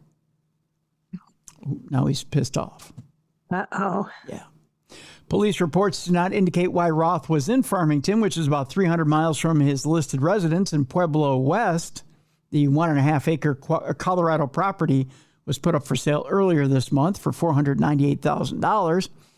This is only for sale because of an unexpected military transfer requirement. The listing notes, help out a military man and bring us an offer. Roth's Facebook page includes photos of him in an Army uniform aboard a Black Hawk helicopter. Oh, God. There's all kinds of questions we have and not enough time to answer them. No, definitely not. That's right. But there's definitely demons in the Walmart bathroom. That right. I do know. That's my takeaway. That's right. There's demons in the Walmart bathroom in Farmington, New Mexico. So, and they're leaving syringes on the toilet. Meanwhile, a popular YouTuber, Mr. Crafty Pants, is facing child porn charges. Oh, a man who calls himself Mr. Crafty Pants is a pedophile. Shocking. Go figure, right? I don't know if you've ever seen Mr. Crafty Pants' fun little videos. I have not. But it's a small hop, skip, and a jump to child porn.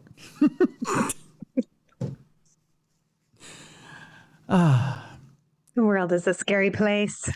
Jess, we're going to Louisville, Kentucky. I love it there. Yeah. A Kentucky man is charged with possession and distribution of child pornography, and he's a popular social media influencer. A source close to the investigation has confirmed that Michael David Booth, who goes by Mr. Crafty Pants online, why I don't know, most of his work focuses on arts and crafts tutorials using smart cutting machines.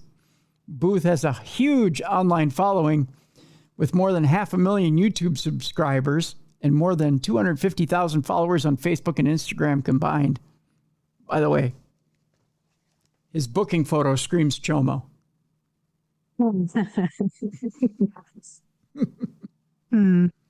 Really does. His eyes look black. Mr. Crafty Pants. Mr. Crafty Pants. He's creepy. He does look creepy. Booth's arrest report states police started their investigation in August when an account on the social media app Kik was reported as one sharing child porn images.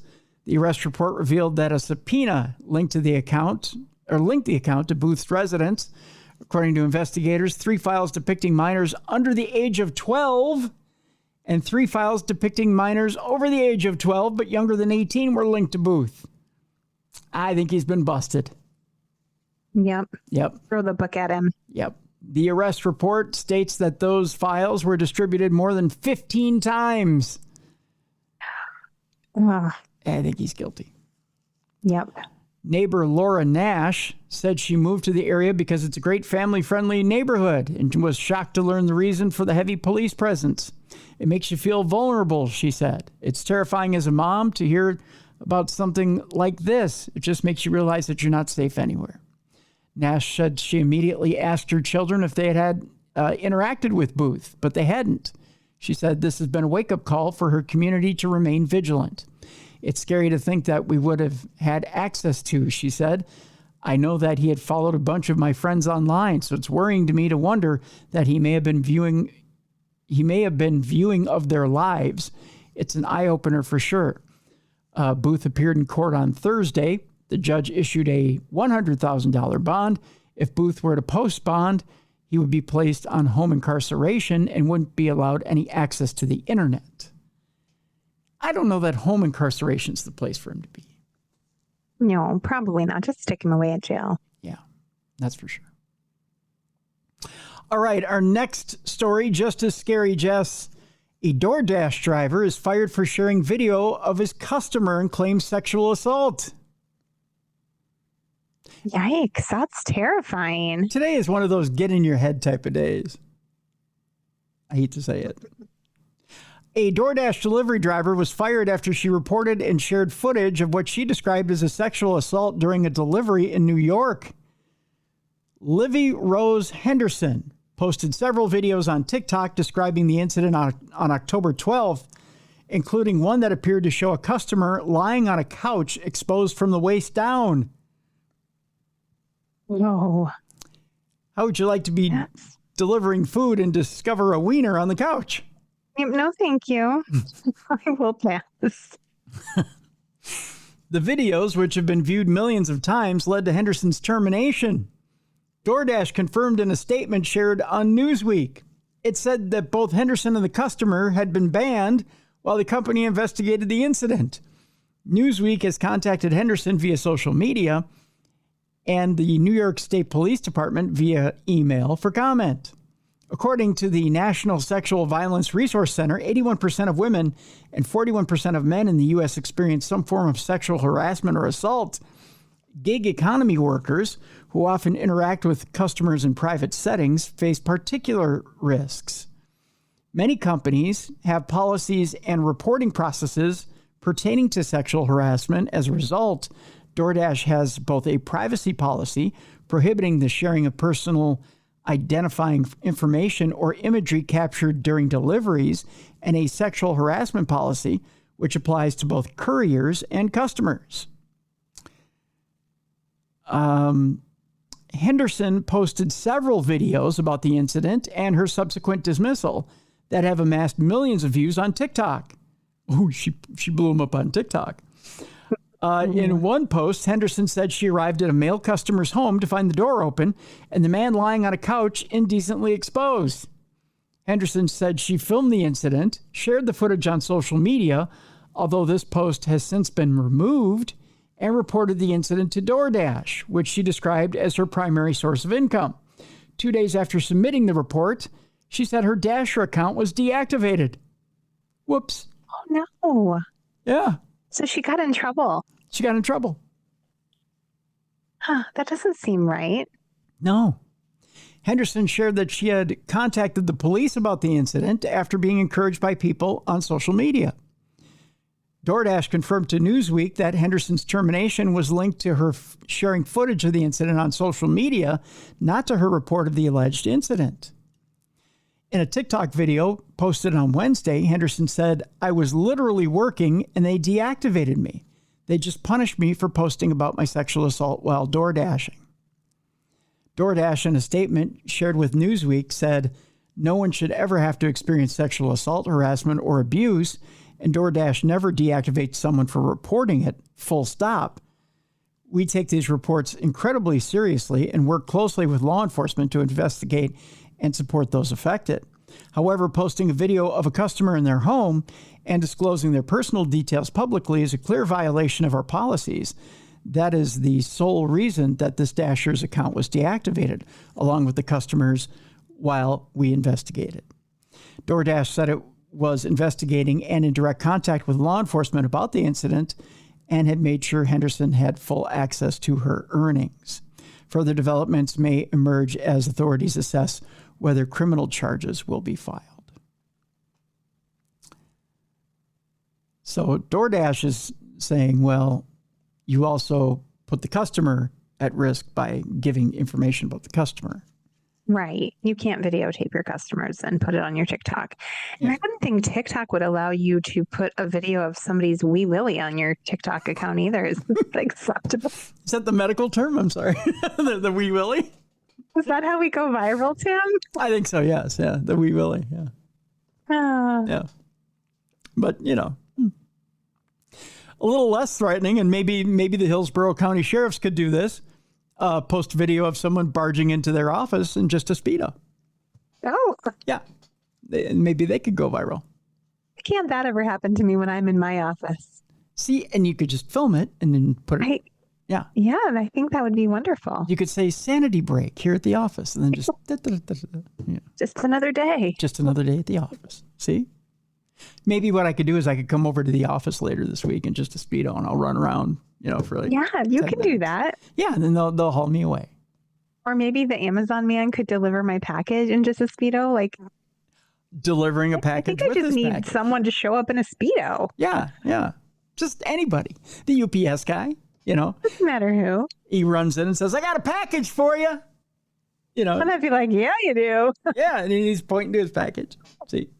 Yeah. That'd be fun, wouldn't it? That harkens back to the old Saturday Night Live dick in a box. Yeah, the dick in a box. When you were doing that, that's all I could see. It's my dick in a box. Yeah. We go to Goffstown, New Hampshire. Of course it's New Hampshire. Yeah. I just think there comes, there's maple syrup season in New Hampshire, and then there's every other season. And then there's Speedo season. Speedo season. And I think they're in Speedo season. It's right before maple syrup season. So, the natives get a little restless. It's Speedo I don't blame them. Yeah. Exclusive video obtained by News 9 investigates. They got the Speedo video. So good for them. Shows the moment two dispatchers in Hillsborough County stopped a man wearing only a Speedo and a hat. Oh, yeah, he was wearing a hat as well, from entering the building. So he tried, but he wasn't successful. Just let him run through the building, Yeah. Some of us would find it very entertaining.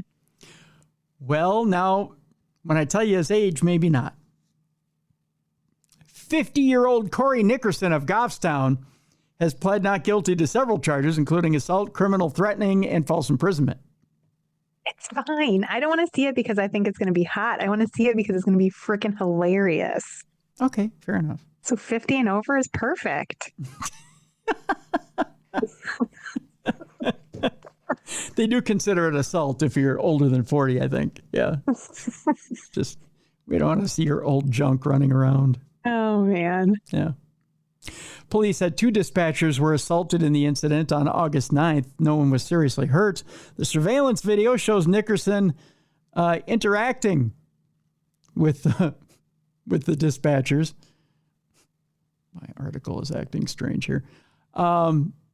Police said Nickerson was able to force his way into the building by following an employee through a secured door. He then allegedly physically assaulted two dispatchers before running away from the building and leading police on a brief chase. Oh, that had to be fun. Dun, dun, dun, dun, dun, dun. It's just hat and Speedo. Typically, they're here rendering assistance over the phone and over the radio for people that are calling 911 or have an emergency that they're needed assistance for, and they found themselves in needing assistance here. Hillsborough County Sheriff Brian, this thing is jumping all over the place. Brian, what's his name, said it just jumped to a blank page. So, you get the idea. He got like the guy in the Speedo. It's just bouncing all over the place. Yeah, guy in a Speedo bouncing all over. Wee Willie, Cinderella story coming out of nowhere. Just having a good time, But he got charged with multiple charges, including assault. Really, I suppose he messed with the dispatchers, but nonetheless. Yeah. Now, do you really need to lay your hands on dispatchers? That's my thing. No, definitely not. No, I mean, you can flop your dongle around without having to assault the dispatcher. Don't touch anyone. Yeah, you don't have to touch anyone. You can just flop your dongle around without a hands-on policy. Yeah, hands off while your dongle's flopping. I feel like that's a rule. That's a rule. It's not. It should be. That's a rule when you're doing the when you're doing the thing. How do we make a law, Tim? I feel like that should be a law. How do we make a law? There across all 50 states. A national law. When you're flopping your dongle, hands off. Hands off. We're going to make that a constitutional law. Dongle flopping, hands off. Yeah.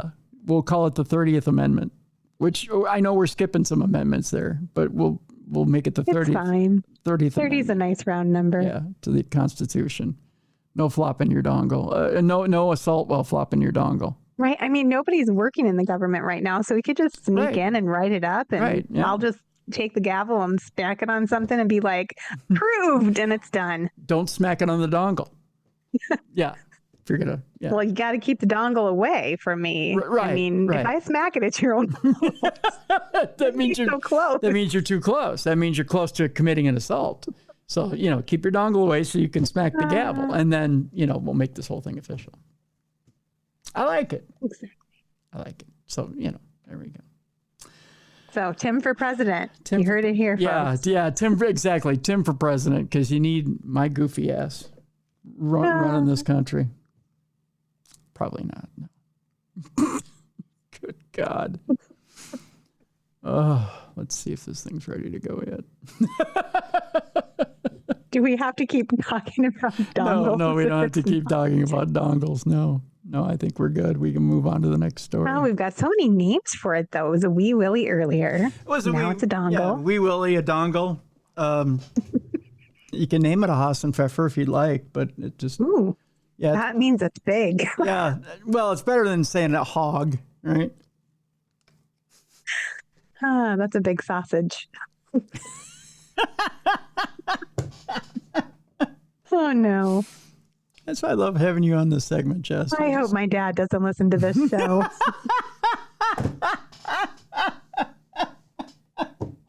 Oh. I'm glad this is coming out of your mouth and not mine. I don't know what that means. I don't know what's happening. I'm really tired. I got an interesting story here. Believe it or not, it took a killer to tell us that there are porn star Pokemon cards. Wow. Yeah. That's new. Did you know that? No, I thought Pokemon cards were just for nerds, but now I know they're for nerdy perverts. Right, they're for nerdy perverts. And it took a killer to tell us that. I'm just kidding. My brother has a full collection of Pokemon cards. Does he? He's kind of a nerd, but... Does he have the porn star one? He's also cool. Okay, well, maybe we should have asked him. Maybe he knew. Oh, I wonder if he has any tucked away, like hidden.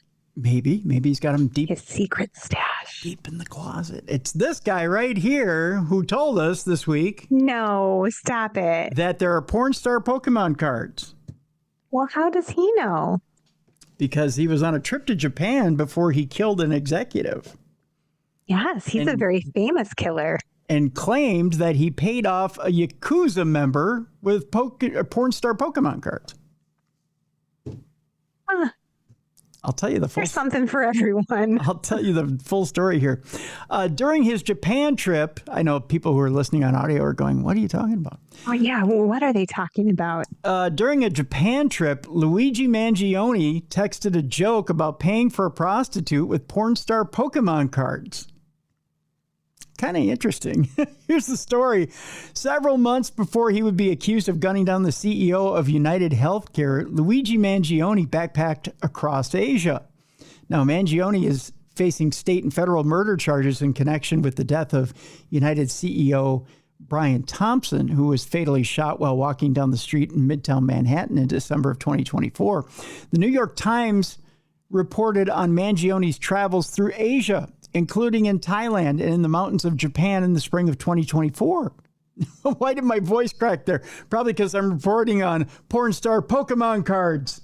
You're really excited about this I one. really am. I'm keyed up now. The 12-year-old inside of you is That's like, right. What? Pokemons with boobs? Pokemon porn star cards. DNA on my Pokemon cards. Who knew? And I get to talk about it in front of a woman. My dreams have come true. Oh, my. All right. Here we go. The New York Times have reported on Mangione's travels through Asia, including Thailand, the mountains of Japan in the spring of 2024. God, I'm doing it again. What's going on with my voice? According to the... Puberty. Puberty. Gosh, Mrs. Robinson. According to the paper, Mangione made friends overseas and kept in contact with them during his trip.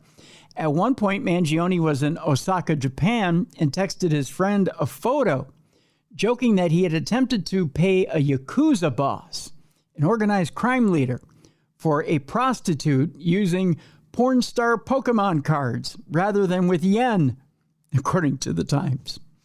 Mangione reportedly also told friends that he was seeking a slower pace in Japan's Nara Mountains, where he hoped to zen out.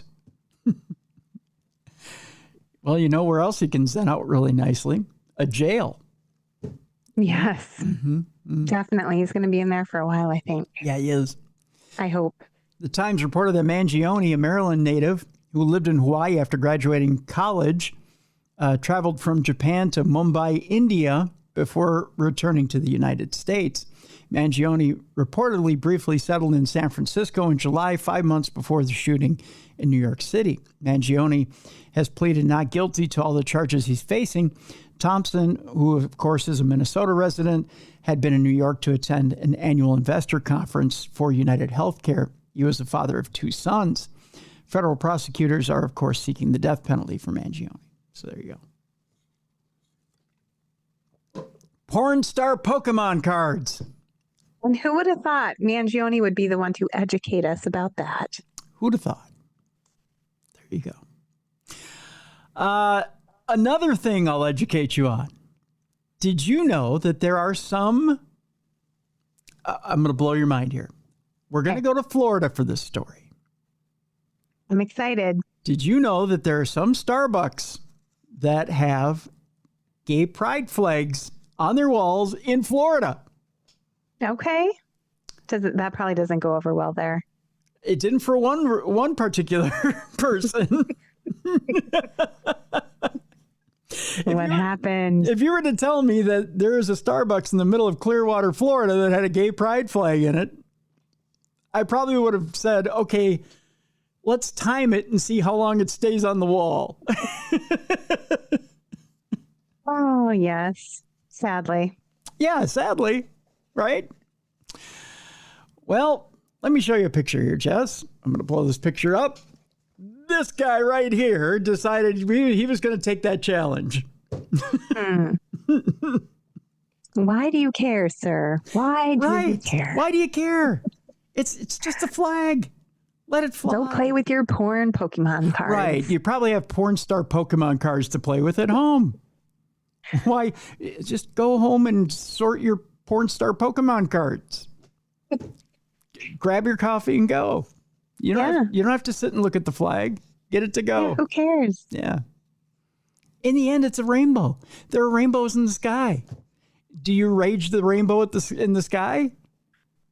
Probably. Dummy. An offended man is arrested for ripping a pride flag from a Starbucks wall in Clearwater, Florida. The Starbucks patron who was offended by a pride flag hanging in the coffee shop threw his drink on the flag first and then ripped it from the wall and stuffed the item in a garbage can. Wow, what a waste of an $8 coffee. $8? He probably paid 10 to 12. It's Florida. I mean, yeah, and also depending on the size, we got the big one. Right. 31-year-old Tucker Kemp was arrested for criminal mischief in connection with the incident at Starbucks in Florida. Investigators say Kemp entered the Starbucks at around 9:15 a.m. First of all, where do you get all the energy at 9:15 in the morning? It's awfully early to be raging. Yeah. And spoke to a manager about being offended by the flag and the fact that they should be putting up an American flag. Easy there, bucko. Just settle down. Simmer down. Simmer down. After the worker explained that it was their policies to display the pride flag, Kemp allegedly decided to take matters in his own hand. Literally his coffee in his own hand. Kemp, cops charged, doused the flag in tea. Do you find that ironic? He doused He was drinking tea. He was drinking tea. He was having a tea break. Isn't tea supposed to be calming? Only if you drink it with your pinky out, Tim. I guess. He then ripped the flag from the wall and put it in the trash. Cops estimated that Kemp caused about $210 in damages to the wall and the flag. Booked into jail on the misdemeanor count, Kemp was freed from custody yesterday afternoon upon posting $500 bond. Wow, that wasn't much. Cost him more to go to jail, though, than it did for the flag. Drink your coffee or your tea and go about your business. Right. Kemp works, believe it or not, as a sales manager at Dignity Memorial, which is a Tampa Bay area funeral home chain. Oh. Doesn't he know people of all races and creeds need to get buried anyways? Maybe he only allows certain people into his... How much dignity services. is there at Dignity Memorial? Come on. According to public records, Kemp lives in Clearwater with his wife and young daughter. I won't cast aspersions as to what he swears to. His Facebook says priorities: God, family, and business. In a post, he linked to a certain news story about a purported Bible buying boom in the wake of somebody's killing. I won't say who.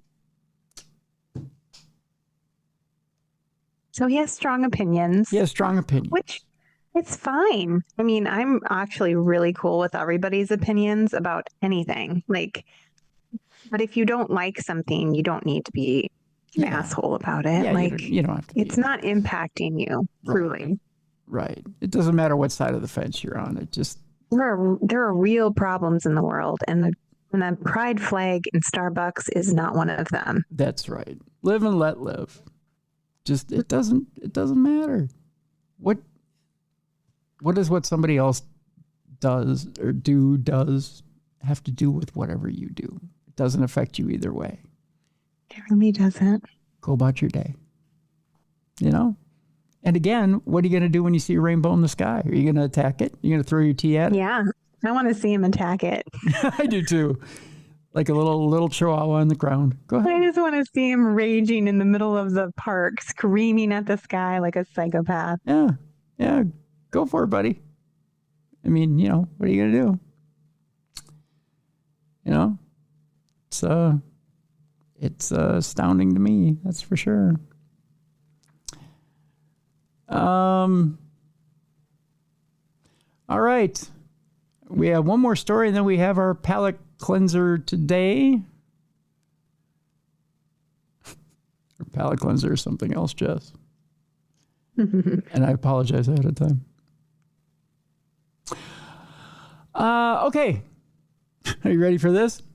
Yes. I have a new career.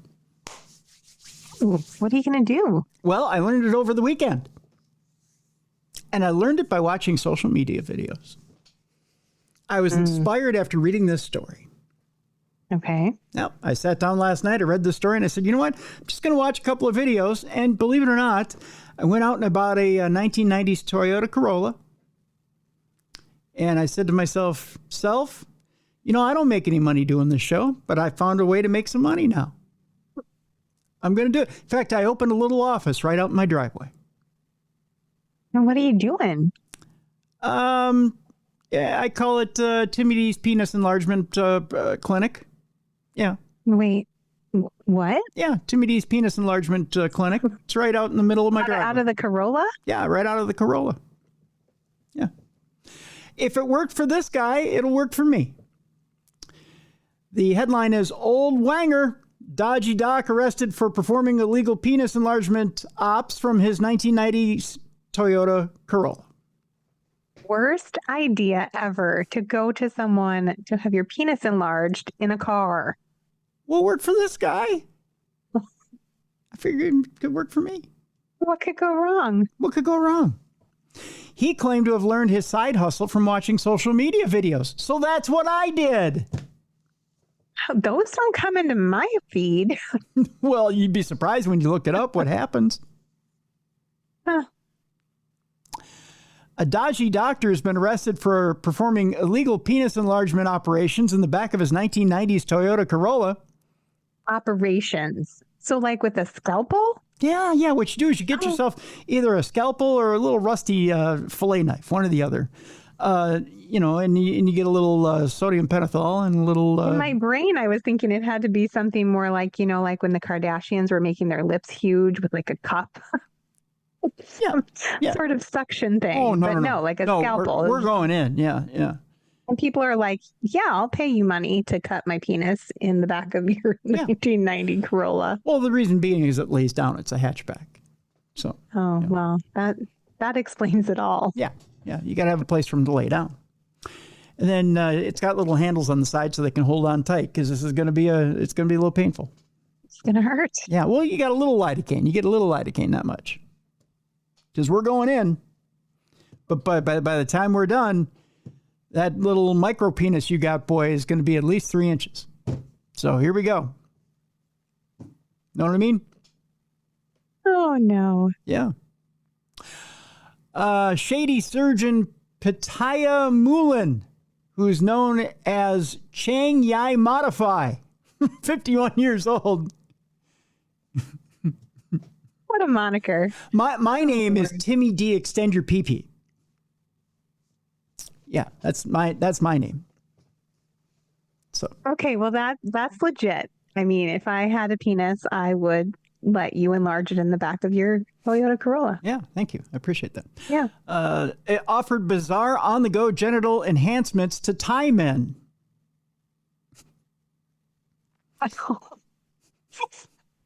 So specific. Well, it's a market. Yeah. You got to look at it. His bungling antics unfolded inside his beaten-up antique of a car, with customers eventually exporting his dubious services to police. Bangkok cops launched a probe into the doctor's dark arts. They found the unlicensed suspect was promoting penis enlargement, circumcisions, and pearl implantation surgeries through social media. On his TikTok account, I know I'll let you digest that for a minute there, Jess. I did say a lot there. Penis enlargement, circumcision, and pearl implantation surgeries. What is pearl implantation? I'll let you Google that one. Okay. That's I'm Googling it now. Yeah. Pearl implantation surgeries. And I'll wait for your reaction here in just a moment. How fast can I type?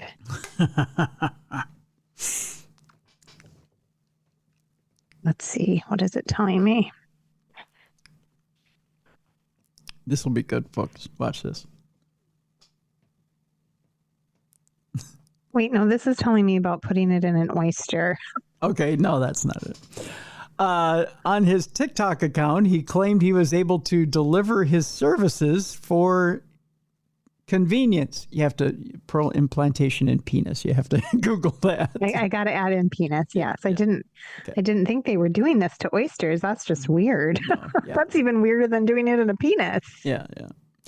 But he made no mention of the fact that patients would be going under the knife while stuck in the back of a vehicle. You found it, I see. But look on your face. Why would you want a bumpy looking penis? Like, people would think you had genital warts. No one's going to see that and be like, yeah. Gross. It's done for texture, Jess. It's done for texture. Yes. Buy one of those rings. I mean, you don't have to implant. Oh my, what is wrong with the world, Tim? I'm glad I could get that reaction from you today. And I learned you on something new today. Thank you for that. You're welcome. Authorities detained the bogus practitioner on October 18th while he was in the middle of a baffling purling procedure. Yes, he was in the middle of one of those when they got him. Ladies and gentlemen, we got him. His last operation was taking place in a makeshift operating theater. His gray sedan parked alongside Kampfang Phet 6 Road. So he was alongside the middle of a road, on the side of the road. On the side of the road. Purling it up. Sticking some bumpy beads. Yep. Under penis. He's in the middle of making a bumpy dick when how disgusting is that vehicle?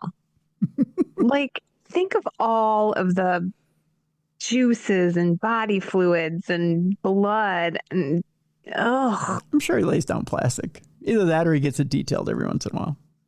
I doubt it.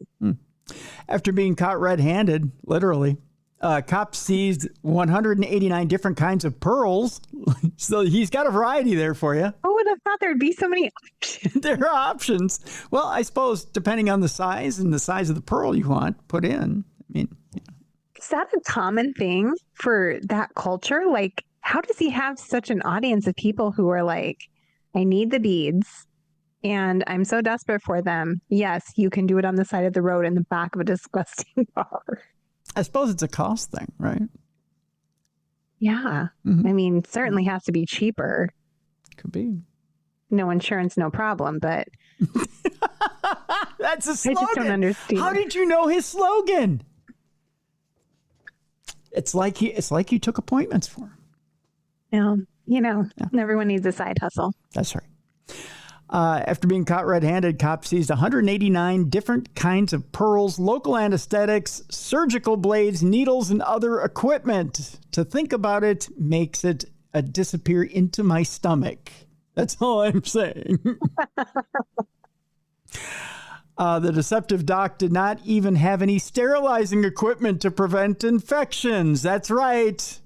He didn't sterilize his what equipment. I'm saying, Tim. There's no way he kept that vehicle clean. It was gnarly. There were juices everywhere. He said, I became interested in this kind of work, so I studied and developed it as a side hustle to supplement my income. I have been doing this for around 1 year.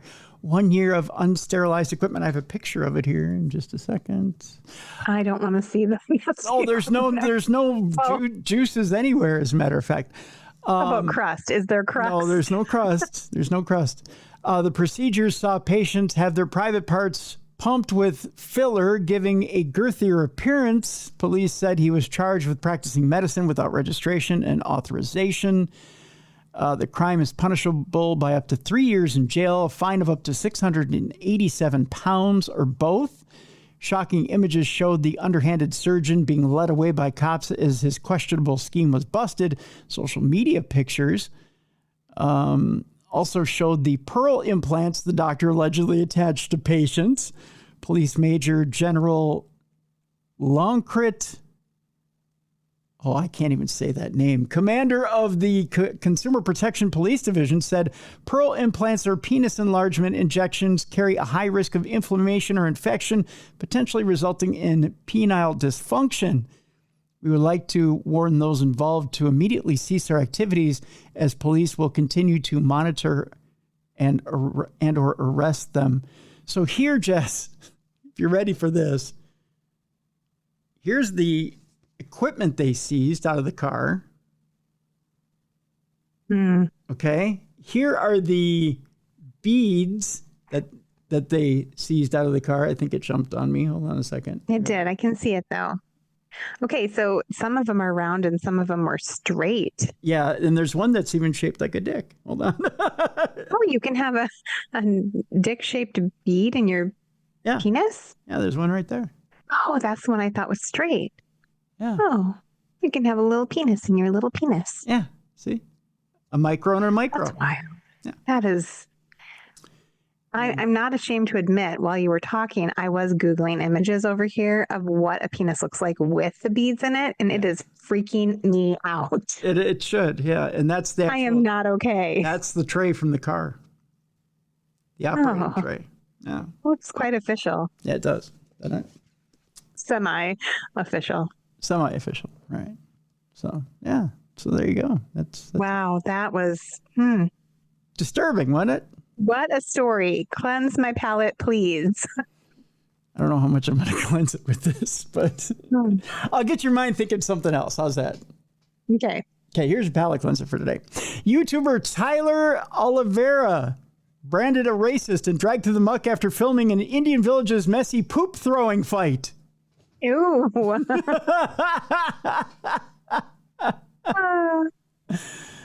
An American YouTuber is raising a holy stink after he filmed the dung flinging ritual in a remote Indian village. Like their own poop? I'll tell you in a second. 25-year-old Tyler Oliveira shared a teaser clip entitled Inside India's Poop Throwing Festival, where it quickly piled up more than 5 million views. Here's a picture of Tyler Oliveira. at the festival. Ooh. Yeah. He looks like he got some on him. I think he did, yeah. Ew. Yeah, he's dressed from head to toe. He's smiling big, though. He looks really happy. Oh, I don't think he looks happy at all. But the video taken at the Gorhaba Festival, in which villagers hurled dried cow dung at each other as part of a post-Diwali Hindu tradition, was criticized for ignoring the significance behind the smelly stunt. In another post, he shared a picture of himself in a hazmat suit and goggles covered in brown smears following the event in the remote village of Gumatapura in Karnataka in southwestern India. Happy Diwali! Yes, I went to India's poop throwing festival. It was the shittiest experience of my life.